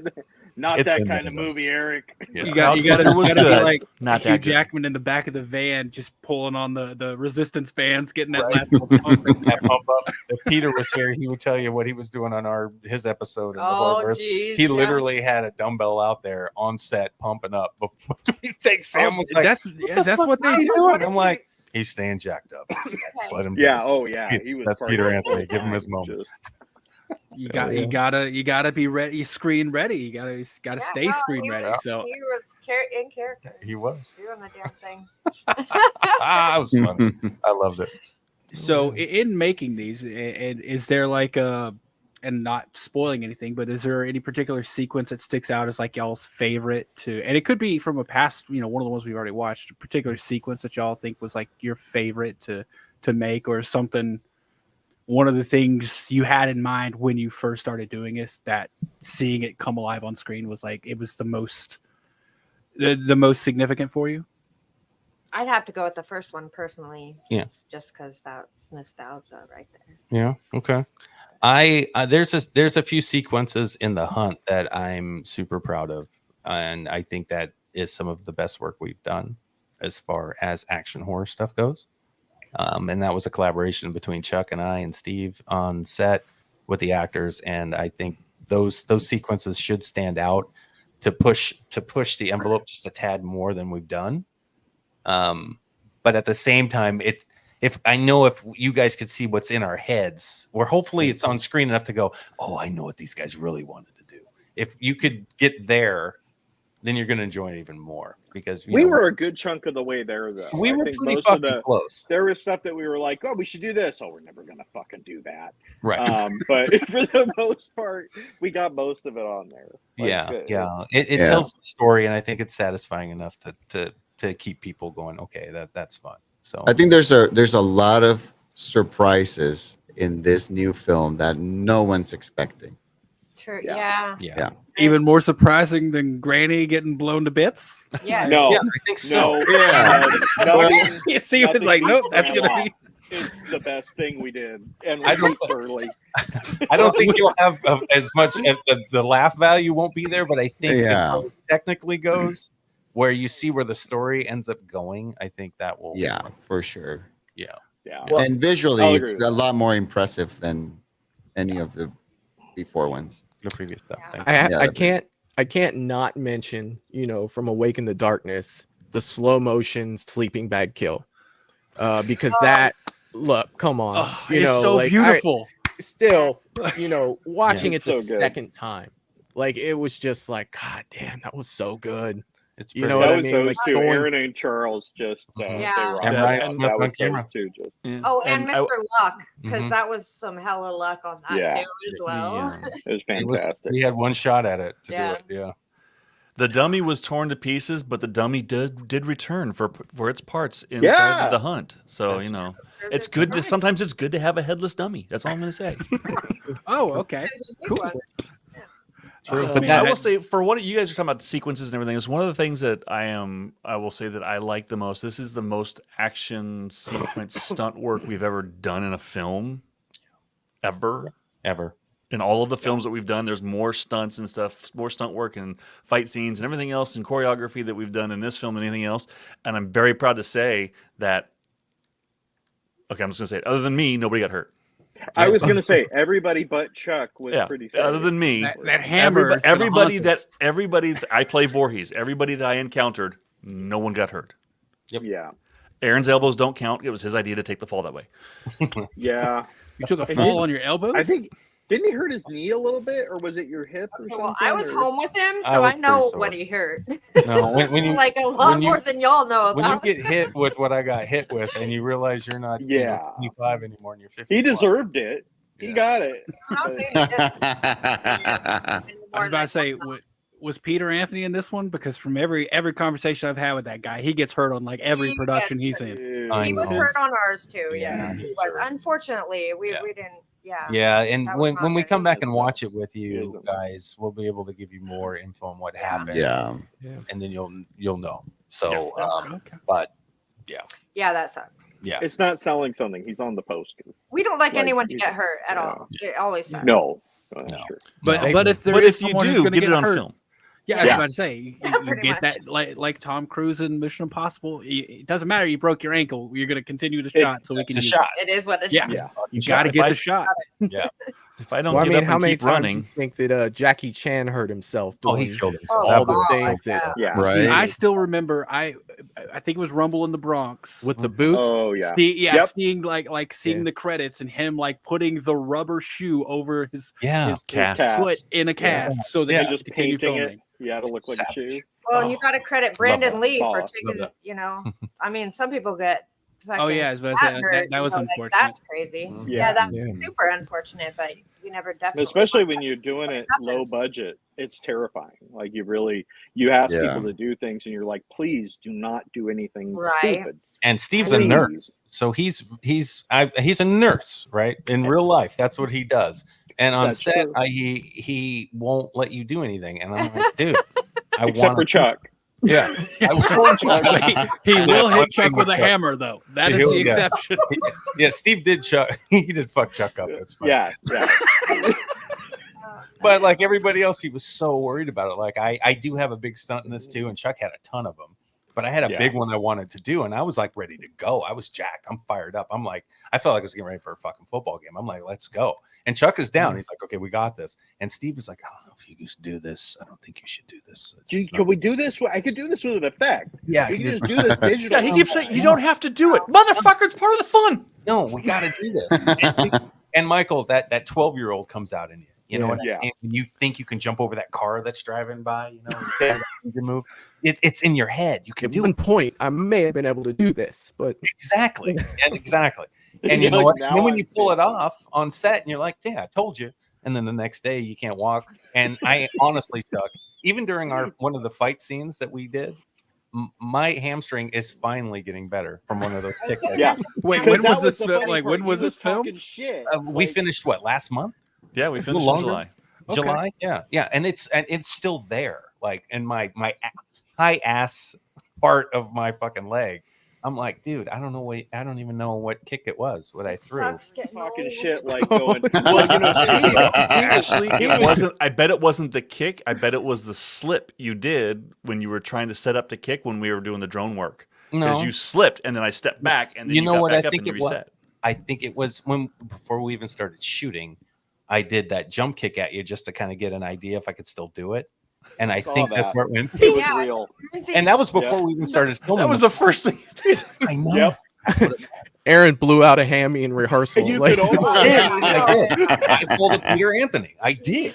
oh, no. Did you stretch it all before doing this, or was I it? did. Yes. Yes. Oh, okay. It's old, bro. It's old. It's it just happened. It's not the same. I mean, I could literally. almost see Aaron though, like almost like a big sign that showed up on his forehead when he did that. I remember that, and like you could almost see mistake just show up on his forehead. Yeah, that's sucks. And I mean, too, you know, being at this age right now, you do something like that in your head before it's even on your face, in your brain. You're like, oh no. Like, That's I know. oh no. When you're in motion, you're like, oh no. Yeah. It's like, oh no. And For it makes me, it just goes quiet, and I hear that, and this is the one he knew. He fucked You're up. I do have a couple of questions in the chat that I want to get to. I'm trying. Please do, please. Hanging out with you guys, it's so hard to manage the chat, and I want to make sure I get to some of these. Well, you have an 87-person panel. It's hard to keep up. You know, like you do your best. You do the best. And Paula was asking, what is the inspiration behind the perfect score for a movie? So we'll leave that to Kelvin there. I think the perfect inspiration is sitting with the director and just listening to what they feel. Don't talk about music. Talk about how they feel about the movie, what their inspiration is, what their message is. Like the worst thing that any composer can do, especially beginner composers do this a lot, is try to get musical aspects out of their director. And a director's not there to do musical stuff. That's why they're hiring you. A director is there to tell a story, and our job as composers is to help them tell that story. So I think the best thing you can do to like get inspirational and find that sweet spot is to sit down with the director over Zoom or a phone call, if you can in person, even better, and just get to know them in the project. Obviously, like for example, with everyone here, I have an amazing relationship with you guys, so I know you beyond much more. But when I'm working with a director that I've never worked with, we go out and we eat, and I just listen, and I listen to how they feel about the movie, what their struggles are. When a director comes to you as a composer, you can imagine a soldier coming out of a battlefield, and they're broken. By the time a director gets to the composer, they're beat. They're done with the movie. They want to get it over with. They want to put it out, and that's it. So our job is to get back in there and help them remember why they want to make this film to begin with, and just dig into that emotion, and just avoid musical conversation with the director. You need to find the emotional part of the directors before you even try to discuss anything musically. And then, once you start sending them, demos and stuff like that, like I do with Aaron. Oh, fuck off. It's 3 seconds and he turns it off. It's like, what the fuck was that? That's real. Yeah. I think that's it. That's just finding that inspiration. That's awesome. Yeah. I mean, from my perspective, I don't have any experience filmmaking or, anything like that. I love film, but you would never think that there would be that much. Like, it sounds, brilliant. Like, yes, that's exactly what you should do, but I wouldn't have known that before you explained it. That's freaking awesome. Okay. I have a question for Kelvin too. Actually. This is, I believe it was Hans Zimmer. I was watching he was on some talk show, and he said he loves doing scores for bad movies. Yes. Because he said, like, doesn't matter how bad he is, it's most of the time he's the best part of the movie, so it's a lot of stress relief. Do you feel the same way? I do. It's the best part of the movie. Well, he loves working with us. I was gonna preface it with, I know this doesn't pertain to the Horrorverse, but yeah. Well, what I do love about working with Sam and Aaron and Chuck and Steve is that I come from being used to the Hollywood movies. I've worked on Batman versus Superman and Spider-Man, and coming to working with independent filmmakers is so much better, because you have freedom to write music that it's actually inspiring. When you're working on a big budget film, most of the time the executives and the studios and everybody has something to say, and they have a temp score that this is what we want. Just make it so that we don't get sued. So going back to Hans, what the beautiful thing is that whenever anyone approaches him to do a score, they're like, this is the synopsis of the story, make the music. And, he doesn't have that pressure. And working with these guys has also brought me that relief of not having, like, for example, Aaron sends me the spotting session stuff with temp music. But I love the fact that we can sit there, watch it, spot it, and he's not married to the temp music. He allows me to be creative. To really take ownership. Yeah. And I noticed that from the first time we ever even met years ago, which, and then I ended up working on The Outrider, which, had awful sound, but it really was, I could feel their passion for filmmaking. And I was like, I don't know. I connect, and I don't, like Han says, I don't mind working on bad movies, even if music is just the best part of the movie. It gives you so much freedom that I love it.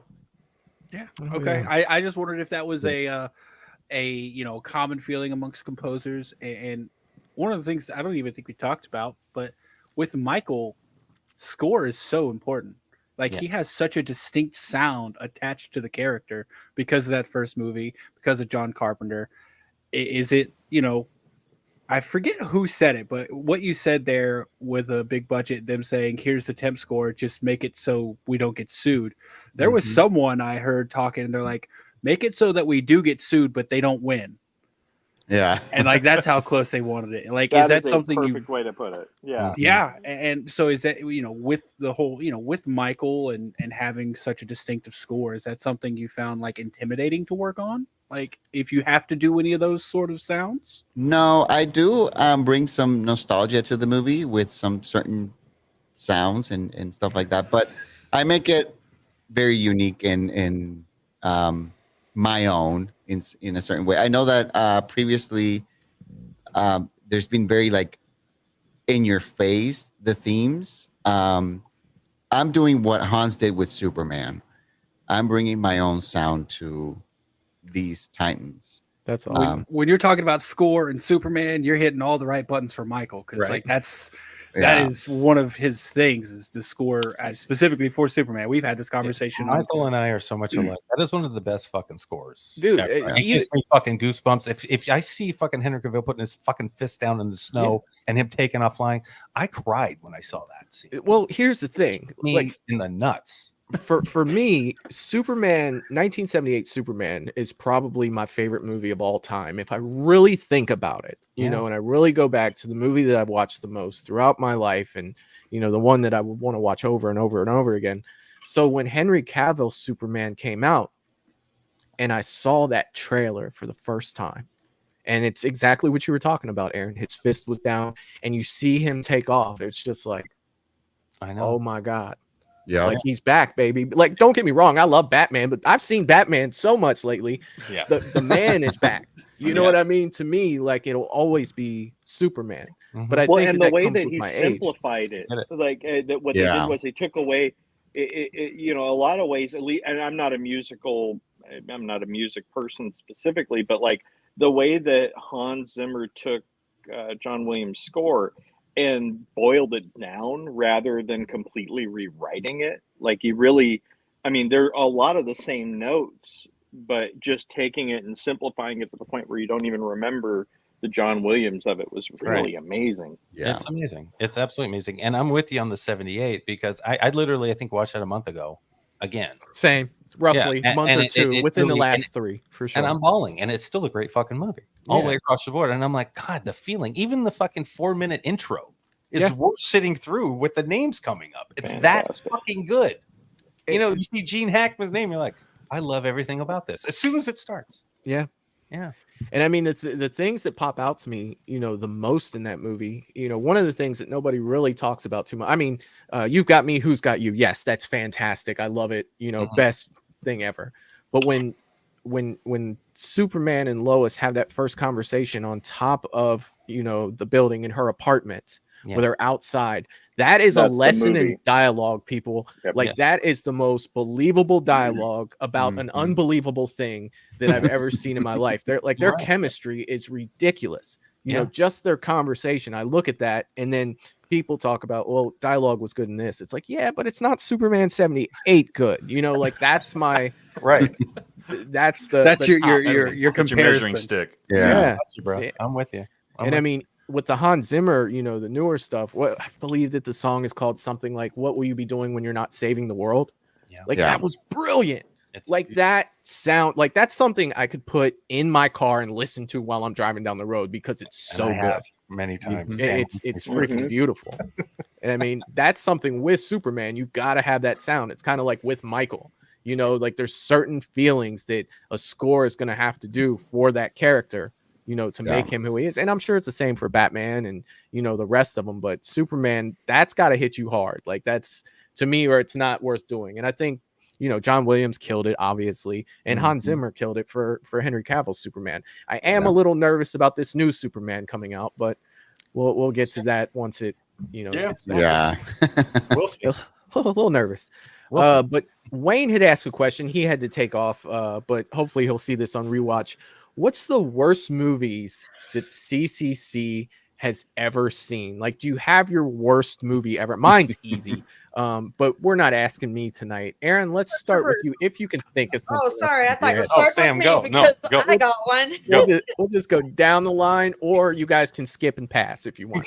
Samantha, go. I fucking hate Super Troopers. I hate that movie. I hate Did it. you say Super Troopers? I hate that movie What? so bad. I hates it. hate it, hate it, hate it, What? hate it. That's my worst movie yet. You boys been to Mexico? Oh my god, I love that. Shenanigans. I'm sorry. I hate that movie so bad. That's the only movie I like really hate. Well, Oh god, I love it's Super other one, Troopers. but- Well, that's the thing, you know. Everybody's gonna you like what you like, you know what I mean, and you Yeah. hate what you hate. What about you guys? You guys got anything that's Aaron popping? doesn't hate any movie. Yeah, it's hard for me. Like, there's movies I probably don't like, but I don't know. I always appreciate when I see something. I mean, there's stupid movies I'm not watching this, so I can't really even say that it's the worst movie because I never watched it because I won't. Right? But movies that I've watched that I could say, Horse Whisperer, maybe I was bored out of my mind. I mean, Wow. that kind of film, but I don't have anything I actually hate because it's still there's always something about a movie that being a filmmaker that I can appreciate, right? So if I don't like the story and I'm bored by it, I can still look at it. I'm like, oh, that's good lighting. Oh, that's a great shot. You know, I can see that stuff.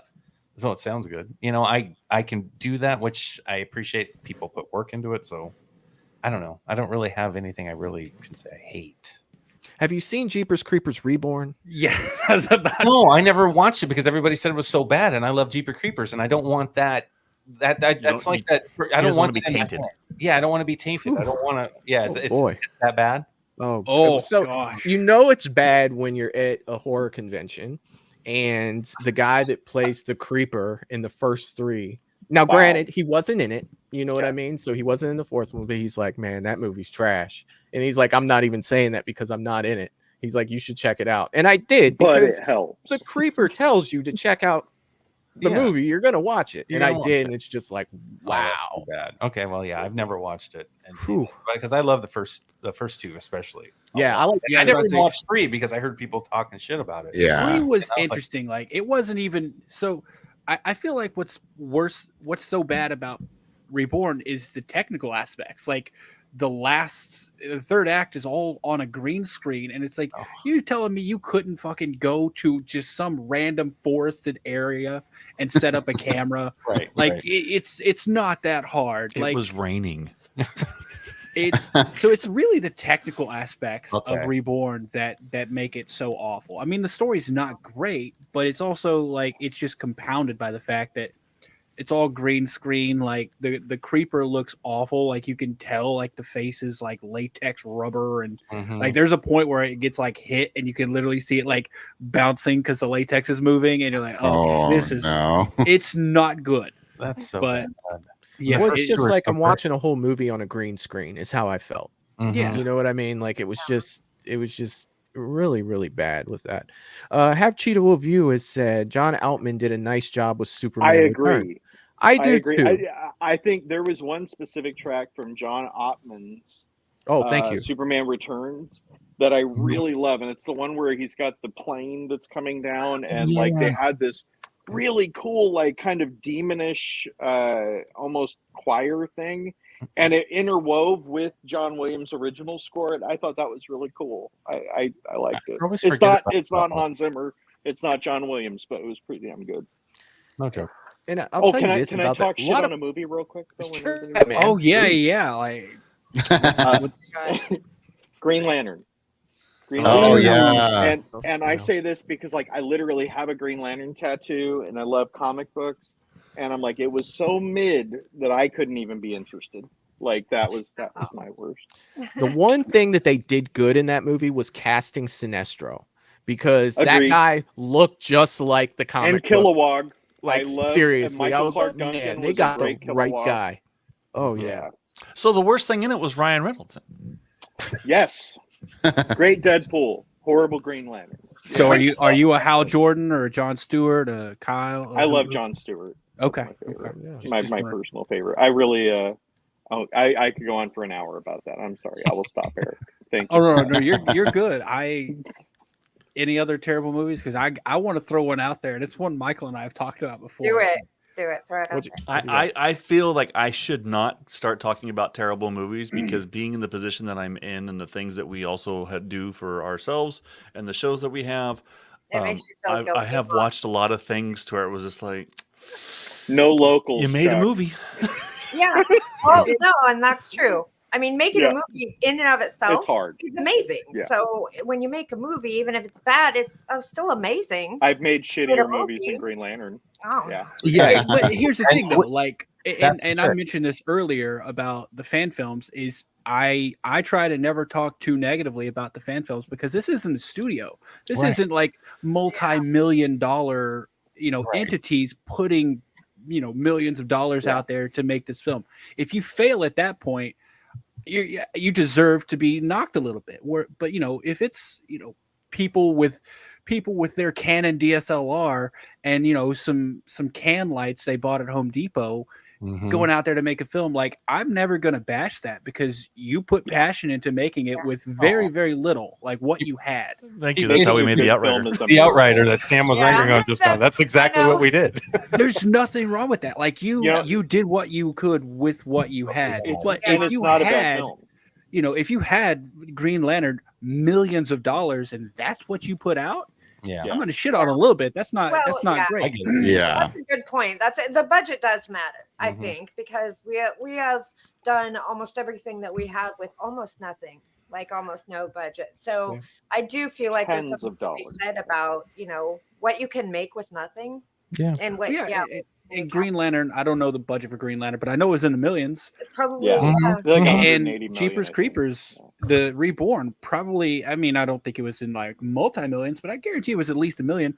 Look what John Carpenter did with fucking $350,000 back in 1978. Yeah. So it's proof you can do it if you have the passion and the knowledge, to do it. And I'm not bashing the knowledge of the people who worked on Green Lantern. They just didn't go about it the right way. So you don't have to have a huge budget to make a good movie. But if you have a huge budget, I'm expecting it to be make a good. good movie. At least to be competent. Yeah. Show me, $5 million worth of movie. Don't leave me going, where'd you spend that money? Right. Yeah. Exactly. So, catering must have been off the fucking hook. I know. I was going to say, Crafty was on point. I tell If you. it was cocaine, it had better be interesting. Well, here's a great example. Justice League came out. I really enjoyed that. Then Zack Snyder did his cut, and I'm like, what the fuck was this bullshit? Exactly. Thank God, Zack Oh. Snyder's Justice League is probably my favorite DC movie of all. It's there. It's the one that's supposed to be made. Yeah. Bottom line. Well, And that shows you what happens when the creatives who have passion about the project are in charge. Yep. Like when you put them in charge, you make a movie that freaking everyone loves. You put the studios in charge, you get a chopped up piece of shit that people don't like. Yep. And I can vouch for that just by watching Rebel Moon. I watched the first Rebel Moon when it was released on Netflix, the PG-13 one. It's mid. It's fine. Zack Snyder's director's cuts of Rebel Moon are fucking ridiculously good. They are unbelievable. And if you like sci-fi, watch those because it's crazy good. Yeah, I haven't seen the man Rebel make his Moon movies. I haven't seen that yet. Definitely something I want to check out too. Amazing. Wow. Amazing. I've heard good It's fun. things. At the very 200 million. least, even if you just enjoy like concept art, it's worth it for that. Mhm. Like just to see the world they created. The score is fantastic. The score is Yes. off the hook. It's the Anytime best you get score. anything Zack Snyder, you're gonna have some type of concept art. I mean, it's just Yeah. the way he fucking makes Yeah, his it's a movies. concept art film. It's great. Yeah. It's just the way he shoots visually. Yeah. You can see he's a comic book guy. He just has that in his head.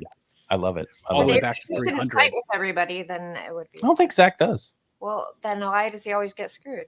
because he makes his movies too long. Oh, Yes. that's hearing quality. Too long for That's the why I love him so studios. He makes them too long. For the Yeah. fans, He they're doesn't. just right. Tell me that Yeah. wasn't a quick 4 hours for Zack Snyder's Justice League. To And me, you know it it went was. like that. I Like, watched yeah. that thing in one sitting and no problem. I can't yes, yeah. me too. sit for that long. Yeah, no problem. I was love mad. that it was so Yeah. long. I made a second bag of popcorn. Wow. But you I mean, got the too, deposit, so the that's- difference. You know what I mean? In between the two, like they had basically cut the Flash out, made him nobody. Made They him nobody. basically cut out. Cyborg had no storyline at all, Yeah, Ray Cyborg was Fisher. almost they not cut there. him out. and that's the best storyline in Justice League. Yeah, Yeah, yeah, Mhm. it's freaking amazing. Yep. The most humanized storyline in Justice League. Mm-hmm. Yeah. Yeah. That's a good way to put it. Yep, I give you that. Russell comes through and says it's 4.5 hours, Michael. Either way, it was, Yes, it was about as about they an know hour and a that. half. To me, Russell. I can I'm gonna do say the the shit 4 was hours, but long. that extra 30 minutes, you're really trying to take it out of me. Oh my goodness. But when you guys were talking about budget and things like that, and something that really aggravated me so much, like I'm a huge Star Wars fan. So when I heard that they spent 180 million on their last project, The Acolyte, like literally it made me, want to throw up. Which Did just you got watch it? canceled. It was horrible. Like I watched You the didn't whole like thing. you did watch it. You didn't Yes, like I it? did watch Oh, the whole okay. thing. But that budget, it's like I'm expecting Star Yeah. Wars. Oh, You know yeah. what I mean? Yeah. You guys, Yeah. the amount of things that could have been done with that 180 million, it's just it's beyond. And then they turn around and cancel it a couple days ago. They're like, yeah, we're not doing a season 2. The amount of things that you could do with 180 million. Fun fact: the average budget for a Friday the 13th film is only $6.5 million. No shit. Yeah. Oh yeah. I love numbers and stuff like that, so I do like franchise breakdowns. The average budget is $6.5 million for a Friday movie. So they could have made what is that? They could have made 30 fine. Friday the 13th movies. Yeah. And I guarantee the return and profit would have been much higher for them.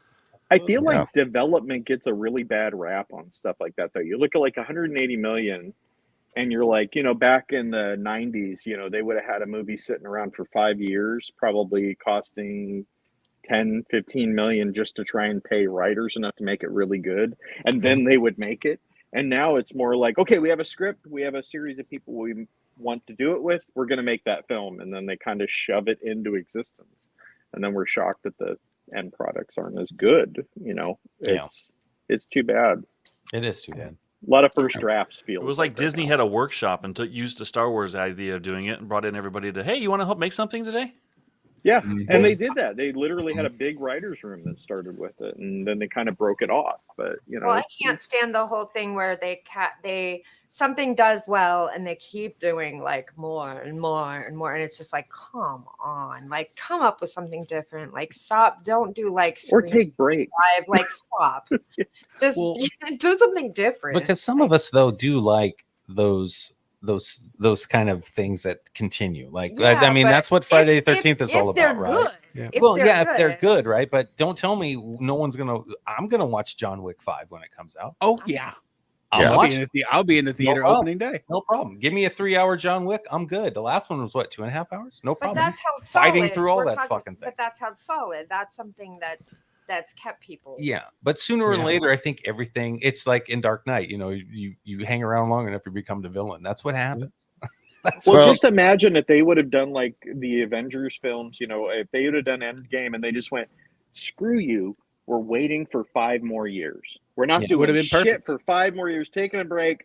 The next thing we release, we're gonna have had spent 3 years figuring out what to do it with, and we're not just gonna keep churning it out." And that's what it felt like. You're like, you got to the end of a thing, and then you were like, "Let's make 20 more." Yeah, and you're like, you don't know what a miracle it was that there were 20 good ones. Yeah, Yeah. that's kind of what Right. it is, and that's why it's so tricky with films. I mean, no one really knows when is too much and when it's not, right? Yeah. Even with what we're doing on our level. I mean, we've experienced that with our podcast, right? We have our own podcast around the real 4 years. We were doing great. Somewhere between year 4 and 5, the audience kind of started going away. and we had a top 100 podcast on the film interview category. That's what freaking happened. What happened? People just kind of get numb after a while, I think.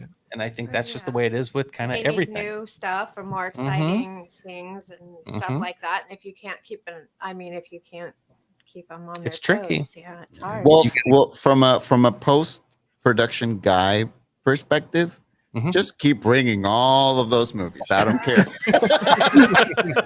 Bring them all. Bring them all. I don't care. I'll score the shitty ones. I'll score the good ones. Just make sure I get paid. Yep. Well, and I think that bodes well for Jason, because we haven't. The last Jason movie we got was 2009, 15 years ago. So I think people, and that's why I think the viewership for Friday the 13th fan films is so high, because people want to see Jason again. And that's not only are the stories that you guys and the fan film creators, not only are they good stories, but we just want to see Jason on the big screen again. We've got Michael over the past 4 or 5 years. We've got we haven't had a Freddy in a while either, but we got the Chucky TV show.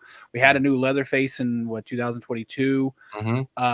We've got Art the Clown out there now. We miss Jason Voorhees.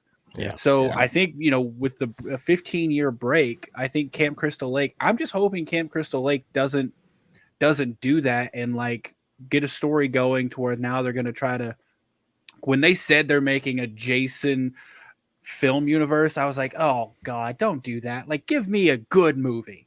Start there. How about you just bring me one good movie? Don't try to start orchestrating like Disney does with Star Wars. Don't create some type of universe in your own mind that's an episodic type thing. What the hell are you thinking?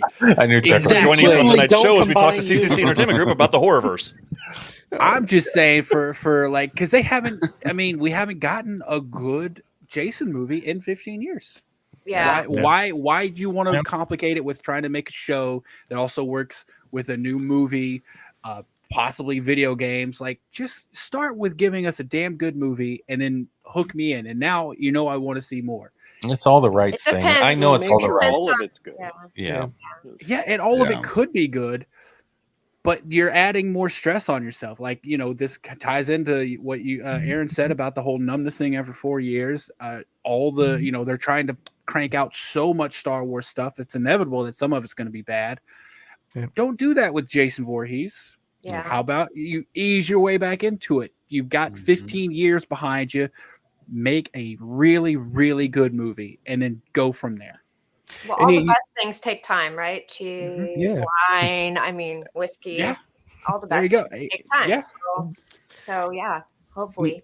You think about something too more recent that is kind of victim to that too, is you hear about a lot of people that wanted Alien to go back to its roots. They we want all this Prometheus stuff. We want to go back to the roots of Alien and Aliens. And then Romulus comes out. Fede Alvarez, he heard it. Ridley Scott was on board, and we made this Alien movie. Most people love it, but the people that don't are saying, it's the same old thing we've seen before. Right. But yet, so you're kind of in that. You're never going to please them all. You can't win. Isn't the Rotten Tomatoes audience score for that in the 90s? It's pretty high. Oh, yeah. I loved it. I've already seen it twice in theaters. Oh wow. Well, and that's just the aggregation. There's always somebody who will throw a fit about anything. Yeah. And that'll be the first thing they put as a counter effect, as if it's 50% of the audience watching it, when it's 0.0001 of the people who watched it who didn't like it. Yeah. And that's just And they're always going to be the ones to comment. They're going to be the loudest ones. Yeah, we're going to be the loudest ones. Yeah. Always. Yep. Michelle has gifted 1 Movies and Beyond membership. Thank you so much for that, Michelle. Thank you. I appreciate that so much. It's awesome. But yeah, so I want to talk, just a little bit before we wrap up for the night. We've been going almost 2 hours with this movie coming out. Is there anything that you would like to share, because look, we're less than a month away from the release of this.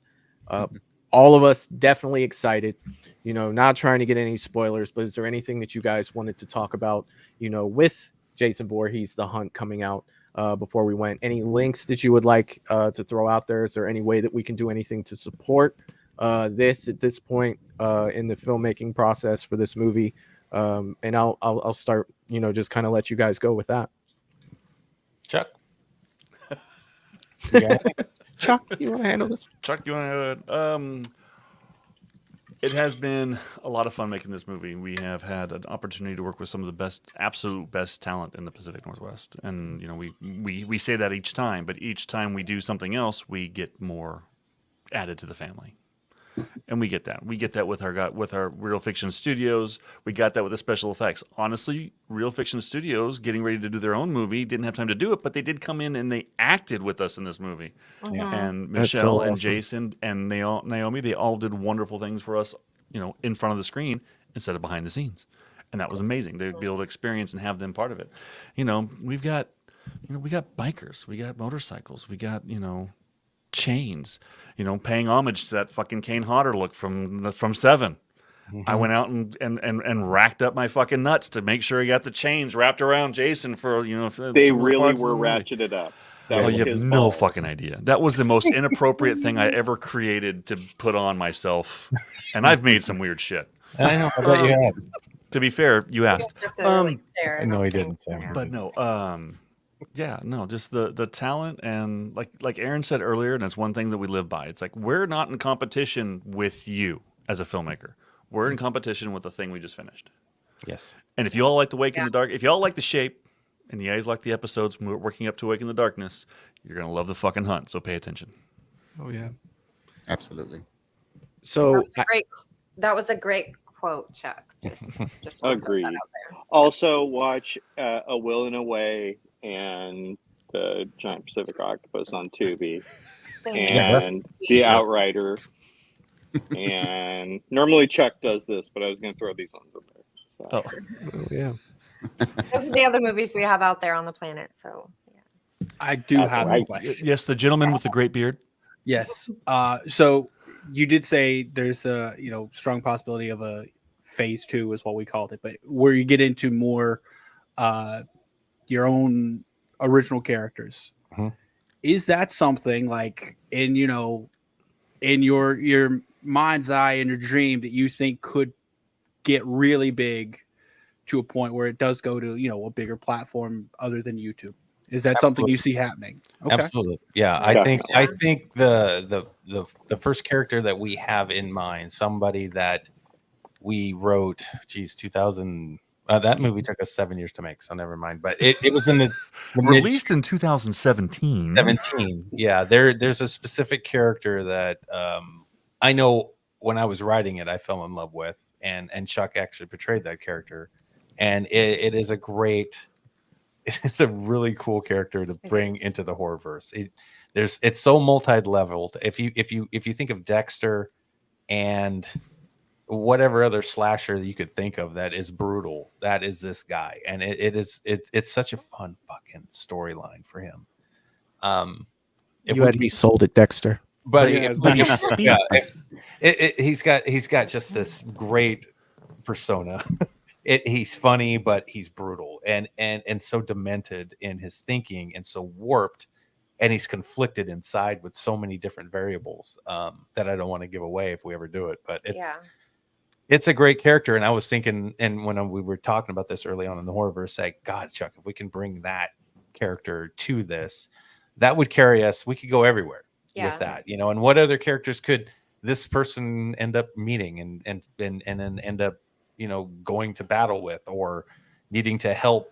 It's a great anti-hero, but villain. I mean, he's perfect. He's absolutely perfect in every way. you love to hate him. Yes. That would be, I'm rambling, but I'm thinking about all the storylines. Since this character was created in a movie that nobody will ever watch, let me just preface it by saying this. When I was in character as that character, my actual wife at the time was one of the actresses that were in the scene. And then one of our friends were playing her husband. I creeped her out so much, she got up and walked away from me. Oh, wow. Yeah, sleeping on the couch for the next week. Oh, no, I slept in the bed. I went wherever I wanted. Obviously, I wasn't the one who was bothered. It was really good. Oh no. So She is my ex-wife now, but it's you know. really, it's really, Oh, it's well worth that it. makes more sense. Okay, It cool. worked out. Hey, just realize I want to come up and I want to cuddle. Now stop asking me how I got in the house. To answer your question, though, I think if we did it right, it would. That's the would kind of create shit a this guy buzz. says. I think that character would create a buzz. I really do. Mhm. I really, really do. I believe that just as much as I do with the IPs that we're piggybacking off of now, right? You know, I knew that Jason and Michael and Freddie, everybody loves. Yeah. You know, that's why we were doing this, to pay homage to these stories, the nostalgia, and to, you know, get people attracted to how we make and tell stories. And we love these characters. We truly do. We really do. Yeah. Yeah, but it will go further if, in fact, the audience is enjoying it. So, I mean, that's what YouTube is for us. You know, it's a channel where, you know, it helps us as filmmakers, absolutely, but it brings an audience to us, and we want to deliver for them to bring our brand to a level where, you know, we're recognized to be, you know, decent indie filmmakers, and that was the key. I'm sure I'm that it's excited. good for feedback as well, too. You Yeah. know, when you're putting stuff out and getting that interaction with people as well.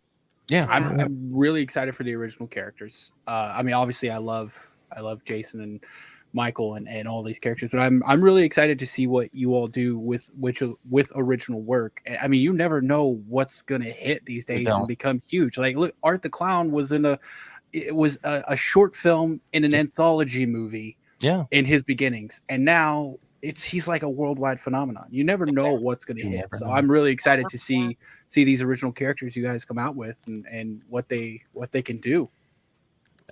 Just remember this: if you guys do create that and it does blow up, don't forget your good friends over here at Movies and Beyond. Come over and the Bearded and hang Entertainment out and talk about it. Like, We're yes, not that's what okay. I'm talking about. If we ever see you at the horror conventions, at least a handshake would be nice. No, Oh, we gotta No, do no. those Hey, I soon. got you. We wanna do Eric, them, I got you, buddy. Okay. no, we wouldn't do that. What's up?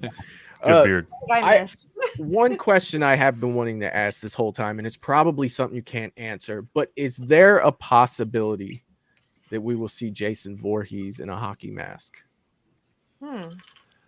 Technically, yes, it is a possibility that he could be in a hockey mask I was gonna Possible. say, yeah, at it's a some possibility. point before we all croak. Yeah. It doesn't mean you're gonna. Doesn't mean it's going to be Yes, the Jason in the Horrorverse. It could be the Jason on No, Crystal Lake. that's But- what I'm asking. In the Earlier- Horrorverse. Earlier in the show, you guys were debating who was ripping off what. Yeah, with that. I gotta go shot in break the that down. trailer. Yeah, in the trailer, that was Jason Voorhees. Yes. So Have you yeah, seen the that's- poster, guys? Spoiler alert. I don't think I haven't seen the poster. Michael, have you seen the poster? Is the poster what I put up on the thumbnail? Missed it. Yes. Mhm. Is that in your StreamYard? Can you pull it up right I now? was gonna Mike? say, It is not in might my be StreamYard answered in the currently. poster. Because Hang on. yeah, in the poster, Jason's standing there, blood-covered sack, with the mask in his hand. No. Yeah. Oh, he is. You're right. He is. Yeah. Okay, well, I need to see We it. 'cause already I'm- kind of like exposed that. Yeah, I was gonna say Yeah. that one's I need to see it. I need to see I need to see it. which mask it. Oh my is God. based on. And then the thumbnail for the trailers is the sack in the water and the mask more closer to the shore. yeah. If we were hiding it, we did very poorly. Now I feel bad for not noticing. And the No, it's tagline, okay. and the Yeah. tagline There it is, is. There you go. "It's on." Mhm. So It's on. Oh, that's so good. And that mask looks Oh, so nice. good. Oh my goodness. So, So you're saying there's a chance? oh yeah, there's There's a chance. Yeah. There's a It is chance. high. Yeah. Good The- freaking the- chance. Yeah. Is there a particular version of the mask that y'all use as inspiration for this one? Is this You'll one from the have to movie? wait. Well, I'll say this because my studio's so dark. I will say this: you guys have been staring at the mask the entire time we've been on the show. I see it. Well, I see at least three. I think 3 Jason masks right now. So I'm like trying to hold on. It's Let one of them. me go full screen. Yeah, it's one of the, one of He said, "I'll put this on full screen." Instead of full screen. Okay. Oh my goodness. Yeah, I was about to say I've seen that one there. From it is dark, so Yeah. from It is me, dark. my eyes, I was like that kind of reminded me of the Versus mask. Mm. So You'll find out. I need to look at that poster again. Have a meet up with the Wrong Turn family. Jerry loves Wrong Turn, and there's I still always a want to Wrong get. Turn I still comment. want to get Horace Pinker from Shocker in there. What's sometime. that? Yeah. I'm Oh, gonna find a way. He seems like he would. Almost spoiled something. Yeah. Oh, I'm looking at it. That's Did you say you definitely the almost versus spoiled something? mask. I did. Almost did. And Mayan brought this up too. Look what happened with Talk to Me. You know what I mean? Like, Exactly. Yeah, and those guys are great. yeah. Such a good movie. Yeah, I Such a actually good watched it yesterday. Yeah, they Not were for some the of my first favorite time, but- YouTubers. We've been watching them for years. I like Man. I like 3D I printing agree one with of a the lot her hands. shit. Good for her. Yeah. This is not a spoiler. If you guys have been paying attention to obviously what's going on within the trailers, you will see the mask, and you will have a reveal of what our Jason looks like. What do you think's going to happen when he peels everything off of his head? See, that's what I was thinking when we watched the trailer. Like, I felt like that was Jason to me because he had the bald head. I knew it was Jason. It looked. Are from you sure? The It back, could have just been me. Yeah. Well, It's from really the back, hard. it looked like I don't know. Like I'm gonna have to watch the trailer again because I've only seen it this one time. But from the back, it looked like he was ripping off something like a rubber or a latex, like a Michael mask. That's what it looked like to me.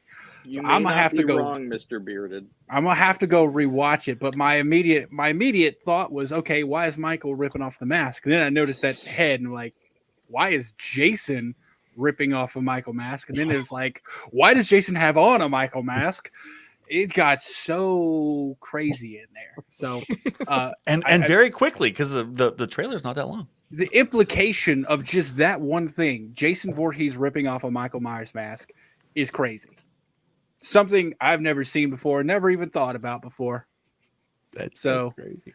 I love that's 30. I don't know how long the trailer is, but that brought up infinite amount of questions. That's awesome. Fair enough. And I gotta wait till fucking like December to watch the thing. December 13th.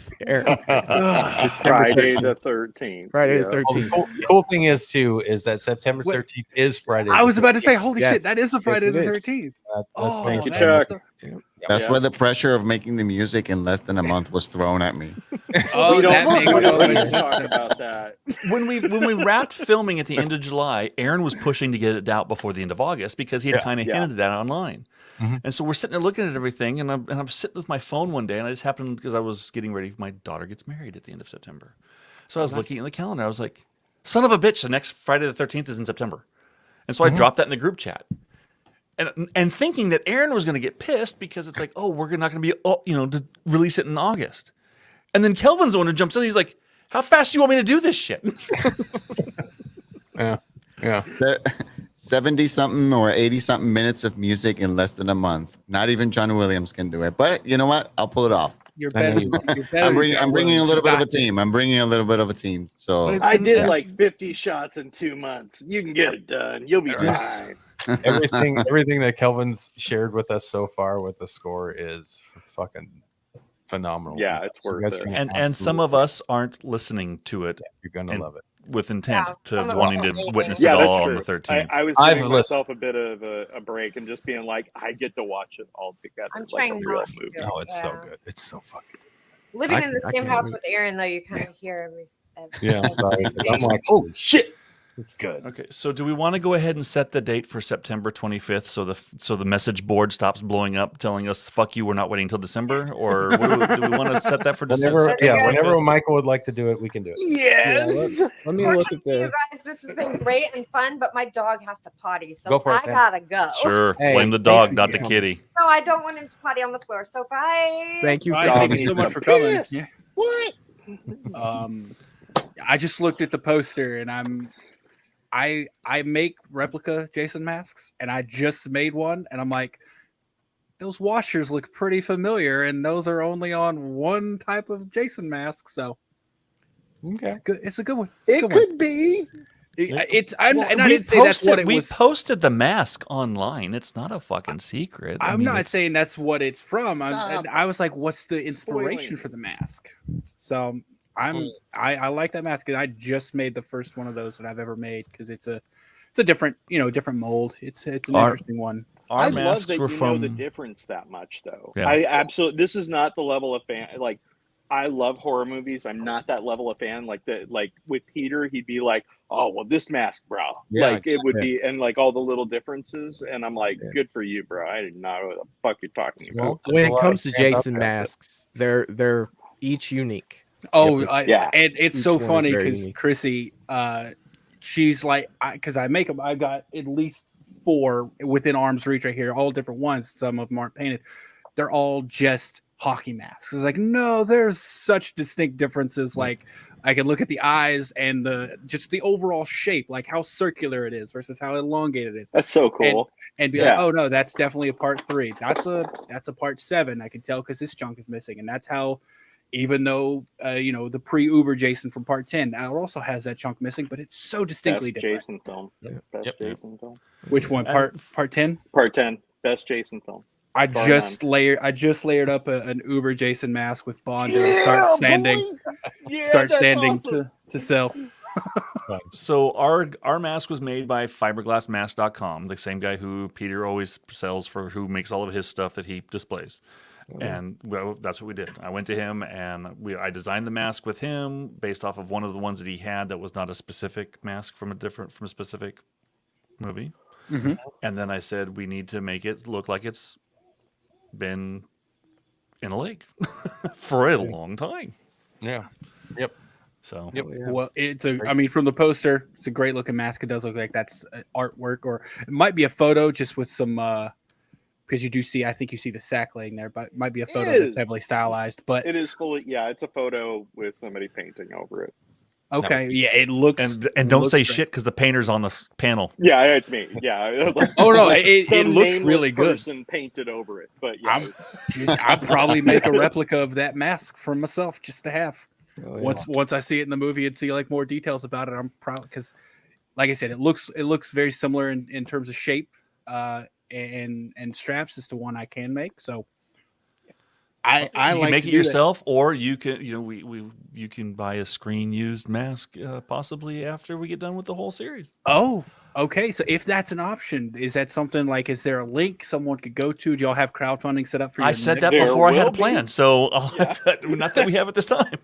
Okay, there will. Well, yeah, I was about to say once that's there, I will buy a screen used mask. Well, I am setting up something to where we will sell the shredded sack and because we still had 2 leftover screen used sacks that we did not sell for the crowdfunder, so we will sell it after the movie release.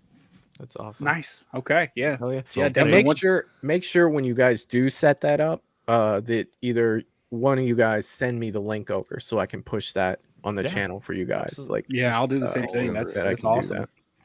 But you guys, this has been great. This has been awesome. It's been a fun hangout tonight, for sure. And it's kind of tough to ask questions for these because all the things that you want the answers to, you can't have. You know what I mean? So even if you could have them, it's probably best to wait and get them from the movie. Do you have a question from Awake in the Darkness or anything else you've seen? No, because I watched it with you guys. And we asked, we asked questions all the way through. You guys didn't talk very much. It was a lot of this. That's me. You know what I mean? Like that's me. Like once I get locked in, like I always have a hard time doing the watch alongs with people because I'll lock in. It's like, oh, I should probably be talking. If Michael's talking to you a lot during a watch party, it's not a good sign because that means he's not very into the movie. Michael, next time watch it when it comes out and then watch it again with us so you can talk shit. Yeah. No, watch it with us. I like that experience. Or enjoy it. One or the other. Yeah. You get 2 things with Michael. You got to make sure he's not bored, but if he's engaged, he's right here. He's on the side of the screen. Oh yeah. He leans over. I remember last time he was like in. Yeah.